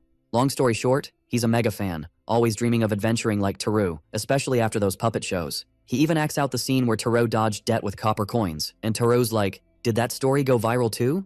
Every time he thinks about it, he's all cringe. Switching gears, she's like, let's bounce, we're near a spot I wanna hit. They roll up to a store, and Teru's like, whoa, it's a magic item shop. Inside, he's mind blown by the cool stuff. There's this epic backpack catching his eye. The shop dude's like, this is a masterpiece by the legendary Jean, 10 platinum coins. Teru's thinking, 1 platinum's like 100 million back home, but this backpack's fire. Mina's like, nah, I need a smaller one. And Teru's like, you gonna cop it? Shop dude's like, gotcha, head upstairs for more. Up there, they're shook by all the magical goodies. Shop dude's just watching, begging them not to go full touchy-touchy on the artifacts. Time flies, and Teru's like, should we bounce back home? They finally dip, and Teru's like, you were bold. And she's like, you loved the second half. Time zooms by after all that chaos. The main dude hops out of a carriage, looks up, and he's like, whoa. Finally, it's time to teach the royal fam their epic game. Someone's like, you're here, welcoming the squad. Teru's still all confused, thinking he got the 411 on the castle, but the VIP treatments got him shook. Then the dude's like, follow me. The gates swing open. Inside, knights everywhere. The noble's like, your crew can chill in the waiting room. So it's just the main dude tagging along. And the guy's like, keep moving. Teru's now in front of a door. For him, no turning back. So he just rolls with it. Then he's like, here to teach the epic game. Doors swing open, revealing the 5th prince, Gripe. Teru's thinking, with those ears, he's an elf, but not what I pictured. The prince is like, whoa, Teru's just a kid, asking if he can really teach him. Teru's like, I'm Mobe's top disciple, skills on point. The prince is like, you look younger than me. And Teru's thinking, he's judging by looks, trying to flex. Switching it up, the prince is like, let's start the lesson. The boy's hyped. Finally, they dive into the game. The prince is mind blown by the action. Teru's thinking, crushing him might be savage, but hey, he's just a kid. Basically, he's owning it. Obviously, the prince is not happy, so he flips the game board. The prince is like, you're too OP, I never lose. What's your trick? Teru's thinking, no cheats here, but can't make him cry. Saying he'll teach him, but first, chill out. Long story short, there are tons of tricks in this game, asking if he's ready for hardcore training, cause he's gonna teach him the ultimate reverse moves. Later, Teru's still coaching the prince, who asks if he used this move on the prime minister. He also wants to say thanks, cause Teru's a legit teacher. Hearing this, Teru's shook. The prince is all, dude, I can't believe I beat the prime minister at first, but now I get it, these tricks are wild. Teru's checking things out, thinking maybe he didn't hold back against the prince, and this guy's got zero chill, even with kids. Then boom, the prince calls Teru again. He's all, I want to beat the prime minister, teach me your ways. And our hero's like, for sure, let's do this. At first, he thought it might flop, but turns out the kid's got some serious game. So they kick off this reverse training, meant to be weekly, but it quickly ramps up to 3 times a week. With Teru's help, the prince levels up fast, and just like that, time flies by. A butler pops in, all apologetic, asking if that ride outside is the royal carriage. Teru's like, huh? Totally puzzled, the butler's not spilling any more tea. Then suddenly, he jumps. Kneeling, he's all, sorry for everything, begging to upgrade the suite to the top-tier royal presidential suite. He'll get the fanciest meals, plus tons of perks. He'll also get to do cool stuff like bungee jumping in the valley and a jungle tour with rare animals. He can hit him up for anything he needs. Hearing this, Teru's feeling awkward, thinking this VIP treatment's way too much and super uncomfortable. Next scene, we're somewhere else, and Mina's saying Teru made them switch spots. The hostess looks bummed, and our hero's like, I feel bad, but I couldn't say no to that offer. In the next scene, that dude from before shows up. Teru's all, sorry for asking you to set up a place near the castle, must have been tough. But the guy's like, no biggie, you're important for teaching the prince, and the merchants of Garfish sorted it all out. Hearing this, Teru's thinking Seb's got mad skills, thanking the guy for everything he did. But then, our hero has a light bulb moment. Awkward silence hits. They just keep staring at each other. The guy's like, I don't remember telling you my name before. And the boy's all, wait, is Seb really your name? Later, the scene shifts to another reverse game. The prince is basically having a rematch with the prime minister. A bunch of nobles are watching this epic showdown. The prime minister's watching the whole game. Then, he cracks a smile. The young prince is staying cool as a cucumber. Then, the prime minister's like, I give up. So, the prince takes the win. And all that game study paid off big time. Later, the trio's chatting after the match. The minister's all, thanks to Taru's help last month, the prince has gotten way stronger. The prince is like, true that, all thanks to our hero. Switching topics, he asks if he can call him by his name. Taru's like, of course, your highness. And then the prince is like, call me Fluey. Bowing, our hero's like, got it. Fluey's like, drop the prince part. And the boy's like, that might be a bit tricky. Right then, the system pops up for Taru, and he scores a new skill, spiritual magic. He also gets the authority skill for befriending royalty, and Taru's thinking he just scored 2 new skills in one go. Then, the minister's like, can we chat for a sec? It's about the investigation of the distorted text skill they talked about earlier. Time flies, and Taru's tutor gig in the capital wraps up, so he's free from those intense game days, and he can finally chill a bit. But still, in this world, spiritual magic's the ultimate skill to have. Plus, his fire magic's as tiny as a lighter. His water magic's just enough to not worry about drinking water. All of them are just at a life magic level. But on the flip side, he can only use purification magic, thinking if he keeps using his skills, maybe he'll level up. But the real question's his authority skill, and he's wondering if it's any good for a regular guy like him. He even made a royal kid cry the other day, and then someone calls for the boy. His bodyguard's like, you ready? And the boy's like, yep, let's go buy all the souvenirs. Time passes, and Seb's thanking Taru for everything, and that's a big thanks from Prince Fluey and the Prime Minister. With a bag of coins in hand, Taru's whispering it feels kinda light, but the girl's like, I don't know anything. Then Seb's all, yo, the prince thinks it's weird to say thanks with cash, but hey, just take it. Boom. They're both shook because they just scored 20 platinum coins. Fast forward, and the boy's back at that artifact shop from before. He strolls in, and the attendant's like, welcome back. But the duo's got totally different vibes now. The attendant's thinking, are they here to cause chaos again? But our main dude steps aside and says he wants to snag the backpack. The attendant's like, remember, it's 10 platinum coins. Taru whips out his bag, all confident.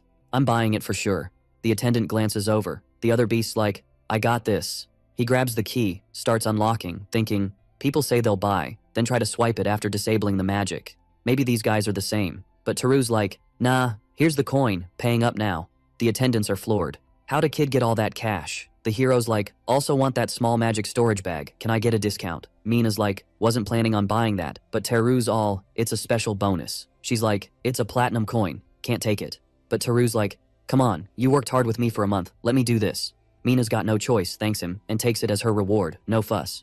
Right then, the system's like, congrats, you got the magic storage skill. The boy sighs, and Mina's like, maybe we shouldn't have taken that. But the hero's like, nah, not that, just got the magic storage skill from the world voice. Which, honestly, is super handy, but he should have snagged it before buying the bag. Later, they're out of the shop, strolling through the capital. Now Taru's got magical storage, he's on a shopping spree till the cash runs out. Basically, he's hitting up all the shops, testing out all sorts of stuff, the kid's blowing through his money. Later, Mina's like, haven't we spent too much? And the boy's like, this is a once-in-a-lifetime shopping spree. But hey, it's all he needs. Then, someone calls out to the boy, saying they sense vibes from another world coming off him. Our hero's mind is blown by that. Time flies, and it's finally time to head back to Scythe. There's a lot to think about now that they're heading back. Plus, there's what Gerfish mentioned earlier. He talked about setting up a manufacturing base for that game in the royal capital too. Honestly, it's tempting, but Scythe sales are a big deal too. They could make a luxury, limited edition board in the capital, with top-tier craftsmen there.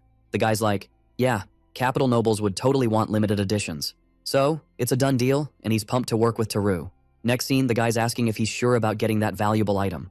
Taru's thinking his bodyguard turned it down, saying he'd rather offer it at a discount after looking out for him on this trip. The guy's like, I was eyeing it, but a 60% discount is wild, I'd be happy with 30%. But Taru's like, it's cool, just hoping for a good relationship with you, Mob, and the developer. With that, they're finally leaving the capital, and the old man's thinking the protagonist's got zero greed. Meanwhile, the boy's hoping it was a decent thank you, and the merchant's like, reverse sales will always be in Gerfish's merchant's capable hands. Hearing this, our hero's like, thanks, it was awesome working with you too. It felt like a long journey, but it was super short, so it's goodbye to the capital. He's wondering how everyone's doing in Scythe and can't wait to see them again. Scene switch, the traveler's like, magical storage is epic, because it fits all that cargo in a tiny bag. It helped cut down transport costs. Meanwhile, Taru's reminiscing about his journey, saying he's living his dream life in another world. Or at least, that's the plan. The words from that lady still bug him. Then, his bodyguards all, "Yo, snap out of it, dude. Bandits are back on the roads."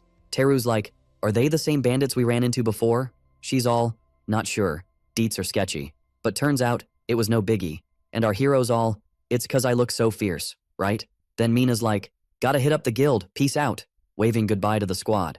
Right after, the dude's all, "Let's chat about those limited edition reverse boards in the office." Then Nay pops up, all excited to see him, asking a million questions. But Teru's like, "Chill, I'll spill the tea when we're back at the guild." The girl's like, "Cool," got a bit hyped. Still, she's glad he's good, so she bounces. The boy's thinking, nothing's changed back in Sightsee, my fave city. And yeah, his return was a hot mess. The limited edition boards with the capital's craftsman. But Paolo's all, "Taru, make your own masterpiece but keep it on the down low." With a fake name. Of the 5 OG pieces, 3 went to Prince Flui and the Minister, the other 2 to Garfish. Little did they know, these would be the legendary reverse boards. Time flies, and we're back at the guild. Taru's picking his next mission, heading straight to the front desk. The girl's like, "This one's a goblin extermination mission." Plus, the boy finally hit rank A. Feeling pumped, our hero's like, "Heck yeah." Nay's all, "You sure going solo's cool?" But he's like, "A bit nervous, but gotta get used to it." Nay nods, "Gotcha, but don't overdo it." Scene switched to the forest, and Taru's thinking, this place is spooky. He used to bolt all the time, but now it's a whole new game. Next, he flips on his presence detection skill. Deep in the woods, he spots 2 goblins. The boy's on the move. Up in a tree, he's thinking, just 2? Easy peasy surprise attack. Aiming with his bow and arrow, fires the first shot. Nails a monster dead on. In seconds, the boy whips out his sword, charging the last monster. Takes it down like a boss. Taru's feeling good, mission accomplished. But wait, more monsters show up. Next scene, Taru's already wiped out all the goblins, collecting loot. Mission complete, right? But then, he hears a noise behind him. More goblins pop up, launching a flurry of attacks. He takes a hit, hits the ground feeling woozy, thinking he's not ready for this solo gig, wondering if he should bail. But there's gotta be another way. It's do or die. No time to think. Suddenly, some writing appears on his forehead. He uses a skill. Out of nowhere, the goblins freeze. Sword in hand, Taru sees his shot. Takes down the creatures. With his bow, he snipes the distant one. Our hero's relieved, saying if he hadn't remembered his authority skill, he'd be toast. But somehow he pulled it off solo. Next scene, the boy's back at the guild. Nay's like, "What happened? You're all banged up." Then, out of nowhere, he faints. Nay's like, "Did you get hurt?" But hey, it's awesome he's safe and mission complete. Then Leo shows up, saying Taru crushed it. Didn't expect him to do so much. Maybe his skills are epic. Taru's all, just lucky. In battles, he's still a rookie adventurer.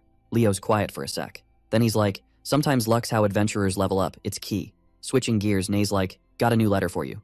Taru grabs it, sees it's from the Count of Sace.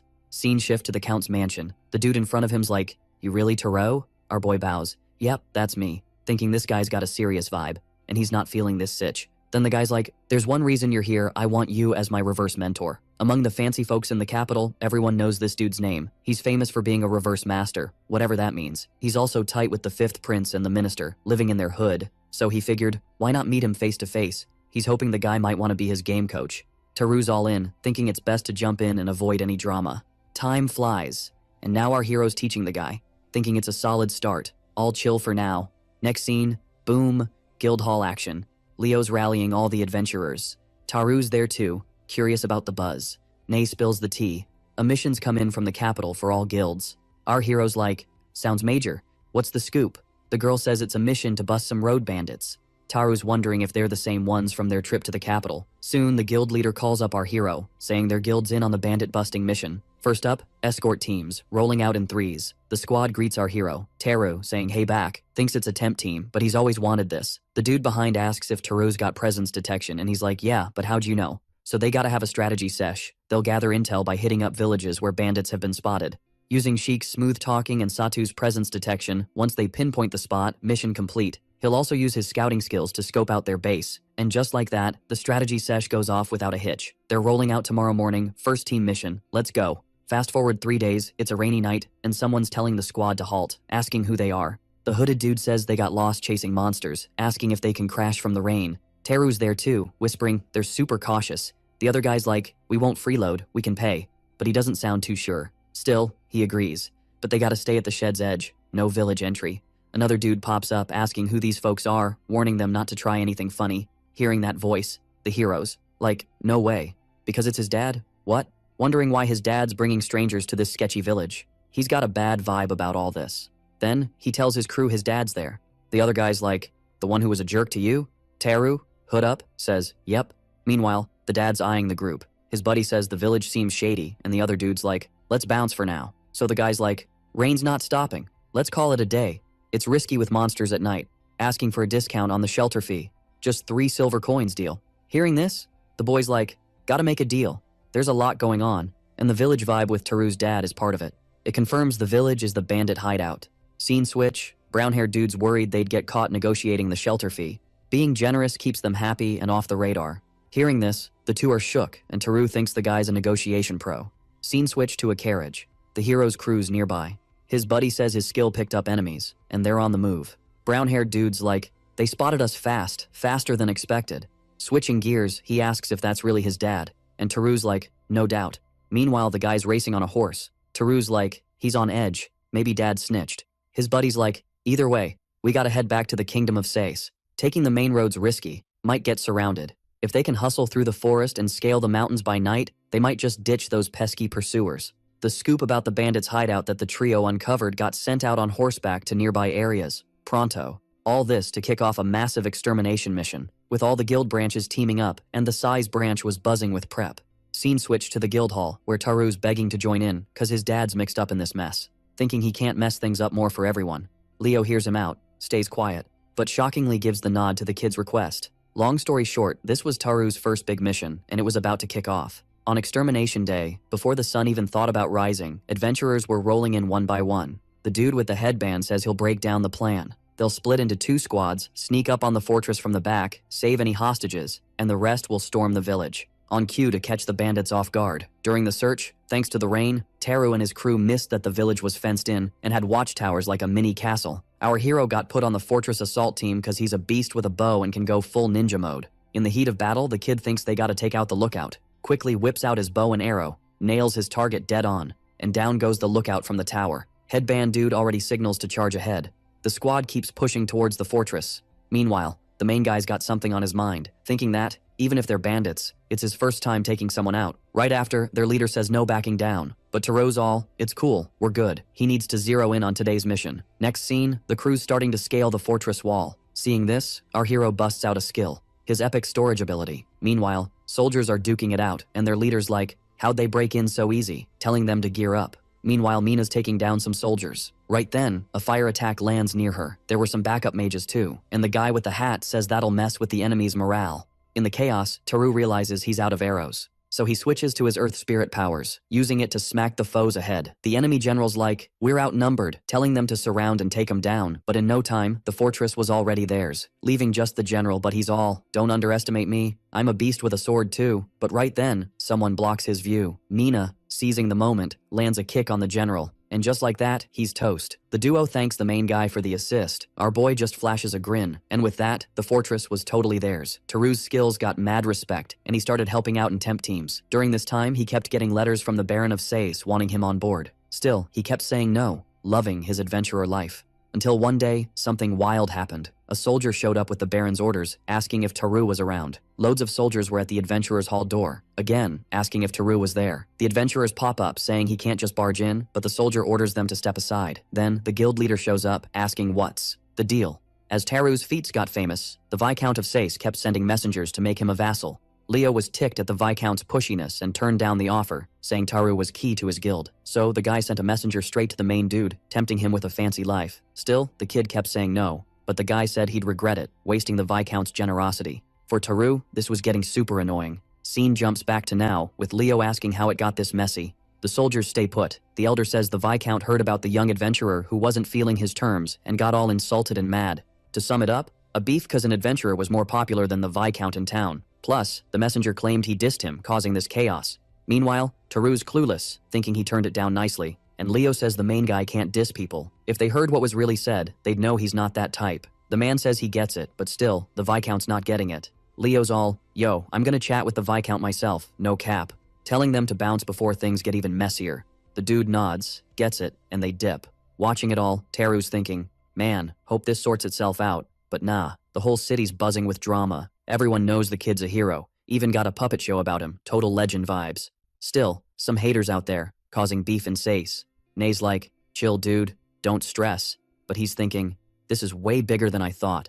The girls all, rumors are just hot air, they'll fade. Another ranker's like, everyone knows you're a solid dude. Other adventurers roll up, backing him up. Facts. He shouldn't let the noise get to him. Hearing all this, our guy's just grateful for the squad's support. Next day, scene switch, soldiers are back at the guild's doorstep. Same dude's there, but now he's got a message. Taro's like, what's the deal? Nay's like, stay put. Opening the message, the guy's all, Taru, you're suspected of being in a thief gang. There's a warrant. Gotta come quietly. Our boys shook. The guild's like, what the heck? Leo's fuming, this is whack. Soldier's like, don't fight it. Anyone who does gets cuffed too. Headband dude stops Leo. Can't help Taro if you're locked up too. Finally, the guild leader chills out. Soldier's like, hand. Over the dude, no fuss. Our hero, chill as ever, asks Nay for a favor. Can you hold onto my sword while I'm gone? Thinking he can't drag the guild into this mess. Soldier's like, you're under arrest, kid. As he's taken away, Leo's like, don't sweat it, we got your back. Time skip, scene change to a hall. A monster's like, was your dad a thief? Protagonist's like, lived at the guild, adventuring, found out during a mission. Monster's like, dad busted out, you helped him. Boy's like, I was busy fighting, but okay, I'll zip it. Taru's mind's blown, thinking, what now? His magic's locked up tight, can't even stash stuff magically. But he's sure Leo and Nay got his back. Can't forget the guild, trust them 100%. Scene switch to the royal capital, 2 weeks post-arrest. Garfish is there. Prime Minister's like, why the sudden visit? Busy here, make it quick. Garfish is all, gotta talk Taru, it's urgent. Prime Minister's surprised. What happened to the kid? Later, Garfish spills the tea, still trying to sway the Prime Minister. Prime Minister's like, got it, but hold up.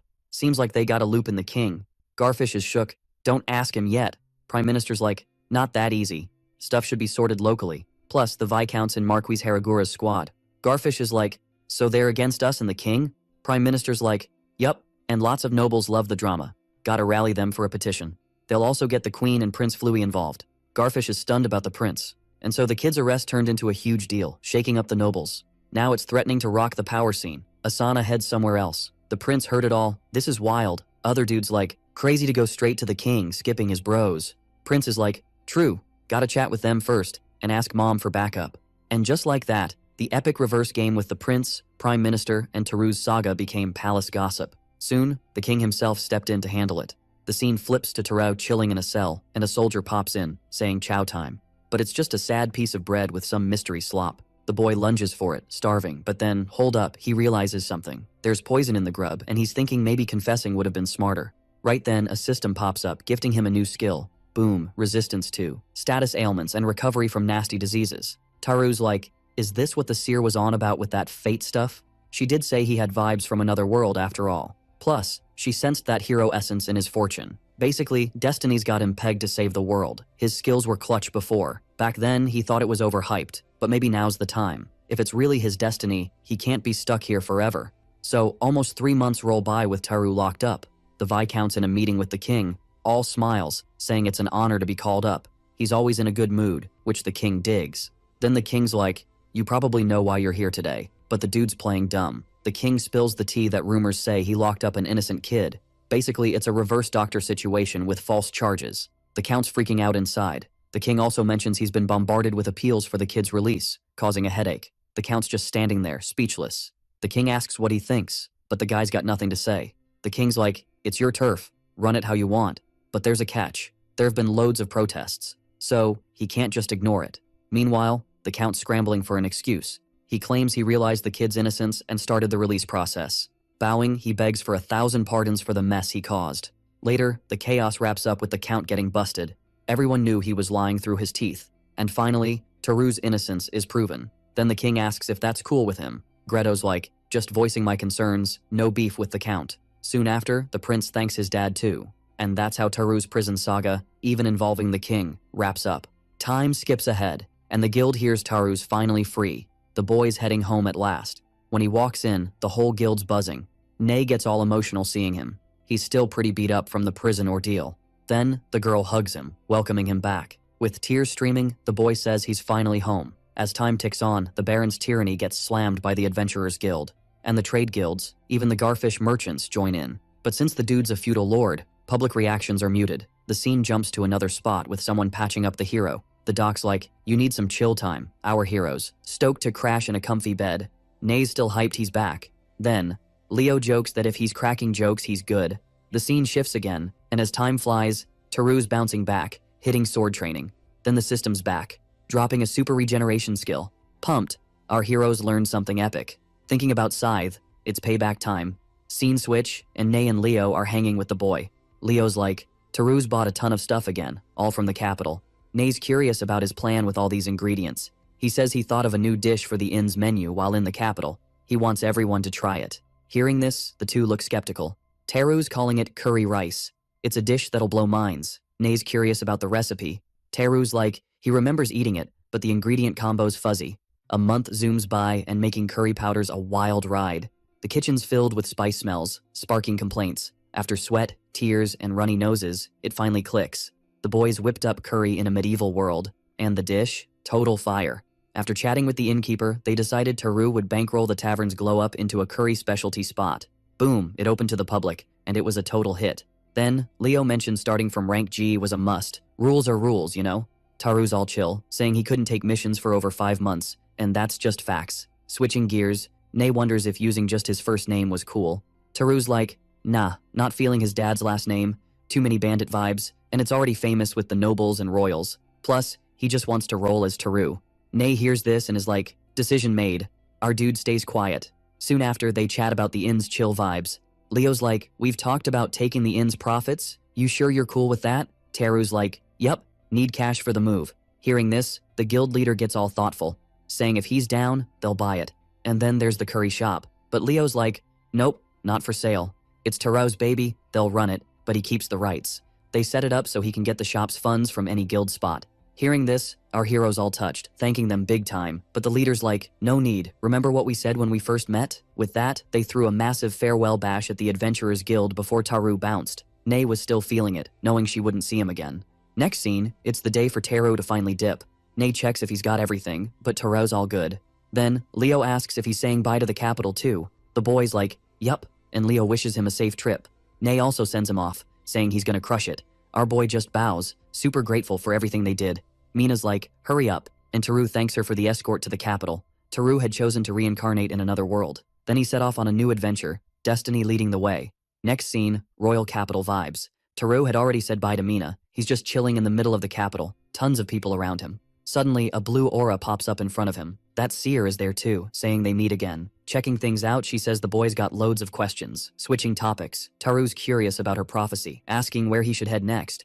Scene change. Taru's in front of a soldier. The dude spots him. Our hero flashes a smile. The soldier's like, if the guild's got your back, you're good. Welcome to Dance's village. This place is wary of newbies, so no funny business. And Taru's cool with it. Just thanks him. The gatekeeper's May vibe and the villagers' icy stares were enough to make anyone sweat. They said the blue-roofed building was the guild.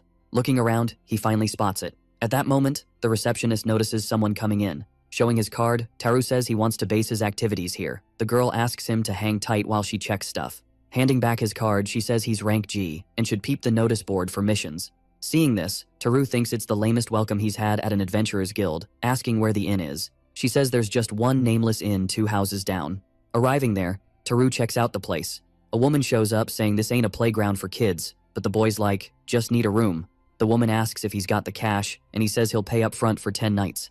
Seeing the coins, the woman's shocked by the dough, saying his room's the second from the back. Entering, the boy thinks at least he's got a spot now and notices the doorknob fell off when he opened the door, so he'll have to fix it later. Still, it's cool, this'll be his base for a bit. First things first, he'll take on some missions. He's rank G, so can't be too choosy. Once that's done, he'll explore the village. With his carpentry skills, reverse game skills, and precision abilities, fixing stuff should be a breeze. So, the boy kicks off his mission, fixing that roof. A few minutes later, he's done, and the receptionist is all, wait, you're finished already? As he heads down the stairs, she keeps an eye on him, asking if he's got carpentry skills because she didn't expect such a pro job, and Taru's like, so, mission complete? She nods, saying she'll handle the paperwork. Scene switch to inside the guild, and the girl mentions he's nailed several missions before. So, he qualifies for a promotion, and now he's rank F. Taru grabs his card and thanks her. Scene switch to him entering his room. But then, a beast pops up behind him.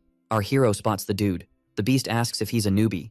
His name's Bob, an adventurer, and he asks if the boy is one too. Taru greets him, saying he's kinda one.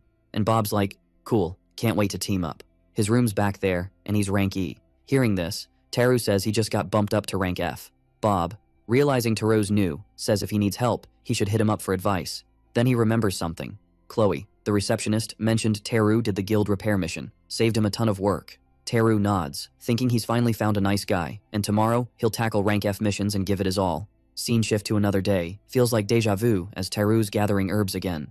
The oil of truth skills were for checking stuff out. Mixing it with plant knowledge and danger detection, he made a cool technique, all to snag herbs while spotting danger. Then, our hero sees someone being chased by 4 goblins. No time to waste, he jumps in to help. And surprise, it's Bob being chased. So, the boy jumps in to help him, using his bow and arrow to take down a goblin, finishing the rest with his sword. With Bob on the ground, Teru asks if he's okay, but then he sees the beasts poisoned, looks out cold. Next to him, there's a dagger with some poison. Seeing the situation, Teru knows he has to hurry. Saying he'll treat him right away, he pulls out an ointment from his backpack, also gives him some medicine. Still, the potion alone isn't super comforting. He hadn't tried it before, but mixing the antidote potion should boost his survival odds. The boy starts using his skill on the beast. Looks like it's working, easing his pain. His breathing steadies, and the boy collapses, exhausted, thinking it should be enough for now. Even so, better to head back to the village, asking him to hang on a bit longer. Scene changed to another spot, and the doc says the quick treatment saved his life, and he's probably good now. Teru says the poison hit him hard, asking to let him chill there for a bit, but the doc's like, I've done my part, now take him away. Teru thinks the guy's pretty cold. Everyone there seems to lack feelings. The Guardian warned that this village is wary of strangers, but this is just nuts. Scene change to the boy taking the beast to his room. Then, he wakes up asking where he is. To sum up, he remembers getting hit by goblin poison. But Teru says this is the village inn and he found him out cold. But chill, he treated his wounds and got rid of the poison, so he should be good now. Asking if he was on a mission before, and Bob says he was doing monster cleanup at the roadside sanctuary. That place is dedicated to the village's deity and has gotten sketchy lately for various reasons. To sum up, more monsters showed up, and Teru asks if that's why the cleanup was a mission, and the guy says yes, but something weird was up. He's from a canine tribe, so he trusts his instincts. And with that, he warns him that the sanctuary smelled fishy. Even though it was faint, the same smell was coming from the village, and there's no doubt about it. Hearing this, Teru's all, yo, this place is super weird, thinking there might be something up with that sanctuary. Bob's like, back in the day, a local told me the village folks were super chill, but now it's a total 180. Bob gets what the kid's saying. Still, he owes the villagers big time, so he's down to take some risks and crack the sanctuary mystery. Our boy's just soaking it all in, staying quiet, saying he can't take cleaning missions because of his rank, but he still wants to help out. He's doing it because he wants to, and he's gonna hit the forest to back him up. Bob's grinning. All right, let's do this. And just like that, they're ready to roll. Bob's all, this time, no screw-ups. And boom, they're in the forest. Our boy shuts his eyes, focusing hard. Using his presence detection skill, he spots a monster nearby. Just a goblin, no biggie. Thinking he should let it slide. The monster vanishes and he's like, phew, dodged a bullet. Cause he's gotta find that sanctuary pronto. Bob's presence is nearby too, but there are other vibes around. Suddenly the boy's like, whoa, there's a ton of goblins nearby. And a sorcerer too. Teru's like, first time seeing one of these bad boys. The goblin's knife that hit Bob was poisoned. Probably the sorcerer's doing. Goblin sorcerers are rare, smart, and can do magic, so they're no joke. Looking at them, Teru's thinking this must be the sanctuary Bob mentioned, and the goblins are heading in. That sanctuary's looking sketchy, wondering what to do. Maybe wait for the goblins to bounce, but Bob might be coming too. Suddenly there's rustling in the bushes. Teru's thinking he might be too late. Then Bob shows up. The sorcerers spotted him. Annoyed, the beast's like, these monsters are trashing the sanctuary. In seconds, a horde of monsters charges at him. He's fighting them off like a boss. Meanwhile, the sorcerer is cooking up a spell from afar, summoning a fireball. Taru's like, watch out, but it's already too late. In a flash, Taru whips out his bow and arrow, aiming at the sorcerer, but a sword blocks the goblin. There's also a goblin decked out in full armor. Meanwhile, Bob's soloing the goblins. Taru's like, let's regroup for now, using magic to chuck some stones, smacking goblins to help Bob out. He gets closer to the protagonist. They manage to regroup. Later, they're on the run, and Taru's like, we got pretty far, huh? Bob's like, you good, kid? And he says he's fine. The beast's like, you saved me again, Teru. Old habits die hard, and he doesn't know when to quit until it's too late. And Taru's like, glad we made it out in one piece. Switching gears, the beast's like, let's report this to the guild. Scene shift to the guild hall. Chloe's shocked about the sorcerer and armored goblin reports. Bob's like, we need backup, ASAP. But Chloe's like, last time we did that, everyone bailed except you. Bob's asking about the guildmaster and if he could help in a fight. But Chloe's like, He got fed up with the villagers and quit 3 months ago, so I'm running this solo. Hearing this, Taru's thinking it's worse than he thought. If the deserters trash talk the village, no adventurer will want to come. As Bob said, they can't save the village without tackling the root of the problem. Looks like it's just them against the goblins. Then Chloe's like, as the guild's rep, I'm giving you a mission to wipe out the goblins. No time limit. Taro's like, challenge accepted. Then Chloe's like, the rest is up to you guys. Taro's like, let's gear up. It's all on us. And Bob's like, taking down a goblin squad with a sorcerer and knight duo with just us? That's nuts. But Taru's like, we don't have to do it all at once, or right away. From that day on, Bob and Taro kicked off the ultimate goblin cleanup around the sanctuary. Goblins roll in squads, so they play it smart, taking them down one by one. As soon as he draws his arrow, it nails a goblin, and slowly but surely, the dynamic duo seriously cuts down the goblin numbers. They wiped out all the basic goblins. Now the goblin sorcerer and the knight gotta go food hunting. And it's just a matter of time. Our hero keeps an eye on the sanctuary, totally still, thinking the enemy's tougher than them, and when things get dicey, Bob's strength will be clutch. Just then, that armored knight steps out. Bob asks if it's go time, but Taru says not yet. Meanwhile, the goblin seems distracted, but soon after, it looks the other way. Seizing the moment, the two start their attack. The arrow hits the goblin's head but does zilch. It just makes the creature super annoyed. Bob tries to hit the monster too, but it blocks with its shield. Taru's not giving up, so he whips out his dark magic, apparently stunning the creature. Finally, Bob's attacks start to work. Taru jumps in with his sword, landing more damage on the creature. Our boy activates his presence detection skill to find the sorcerer, saying he's nearby too. But just then, that knight spots an opening and hits Bob, who takes the hit head on. Our hero checks out the scene, keeps attacking the armored monster, but just then, he actually takes a hit, getting pretty banged up. He drops to the ground, dazed. The goblin starts laughing, thinking it's game over. Our hero's definitely bruised. Still, he doesn't quit and grips his sword. Just then, a blue aura wraps around him. In a last-ditch move, he lands a hit on the monster, apparently taking it down. The boy in the chaos realizes he's really hurting, but there's no time to chill cause the goblin sorcerer is already behind him.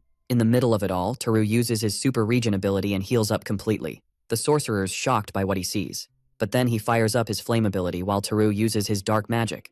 Handing a potion to Bob, he tells him to heal up fast. Using his dark magic, he blocks the fireballs. But then, a massive fireball comes his way. Bob's still out cold. Our hero barely dodges the attack. That goblin manages to speak and says this time he won't miss. But just then, Bobby wakes up, saying he's not going anywhere, taking down the armored goblin. With that, the battle wraps up. Our hero, exhausted, just grins, thanking for the save, but Bobby says he already saved him before. Then, the protagonist asks if he can go ahead and report the mission's end. Bobby says sure, but wonders what the boy will do, who says he's curious about what's inside the sanctuary, so he starts heading in. He uses a magic circle, saying it seems empty inside, but still, the dark spirits are gathering. Looking ahead, he spots a totem set up by the goblins. Anyway, it's gross and stinks, so they gotta clean it up. But just then, a tremor hits after he uses his purification ability. That thing vanishes, and Taru asks if it was cursed. Plus, he had to purify that other thing too. The boy approaches the stone using his ability. A blue circle wraps around the whole thing. It starts floating in the air. Crazy writings pop up on the stone and the system says he got the dark spirit magic. The boy's shocked by what he got. Just then, a black hand appears. It starts talking, saying it's the dark spirit Pluto and Taru saved it. A curse was on the sacred stone where it lives and messed up the village too, and it's thankful for breaking the curse. This isn't much, but it'll give him the dark spirit's blessing. It boosts dark magic power and his resistance to it. And since he's got status resistance, he won't be hit by dark magic abilities. So, this is the most it can do with its current power. After that, Taru thanks for the help, and the monster says it's happy to help. Now it has to go cause it hasn't seen the outside world in ages. The creature leaves and Taru thinks it might be noon already, cause it's so bright. Right then a shadowy vibe wraps around him, all mysterious and stuff. The kid's all, whoa, I might have just scored something epic. If the spooky spirit's on point, the village curse should be toast now. And boom, we're back at the guild. Bob's like, hold up, something's up. Taru finally rolls back in. He's all, dude, you took forever. I was about to go all search party on you. They want to give him props cause they squashed the goblins thanks to him. But Taru's like, nah, I was the one who got saved. Bob's like, well, at least that funky smell's gone. Did you do something? Taru's all, not sure, but looks like the village curse is history. Bob's all, for real? And Taru's like, that's what the spirit said. Chloe and Bob are all, wait, what? But then Chloe's calling the main dude over. She's like, the guild's got a reward for you, thanks a million. But Taru's like, nah, give it to Bob. He figured it out first. Bob's like, when the Goblin Knight KO'd me, I thought it was game over. And if Taru hadn't stepped up, he'd be monster chow. Bob's like, I'll pay you back for the potion too. But Taru's like, no biggie, it was homemade. Leaving them both like, Say what? Chloe's like, Teru, you must be a potion wizard. He's good at loads of stuff, even potion making. And Bob's like, dude, you're awesome. But Taru's like, nah, it's just this weird skill, leaving them both scratching their heads. Chloe's like, sorry for hyping you up. You must have worked hard. Teru's thinking, in this world, his skill's called useless, and it's got a bunch of lame names. No wonder they're confused. Then Chloe's like, the village is back to normal. Bob's like, the vibe's way better than when I got here. We totally saved the day. Long story short, mission accomplished. Taru's thinking he'll keep using this power, all to help peeps across the kingdom. Cause that's why he's here. He came to this world on his own, so he's all in to help others.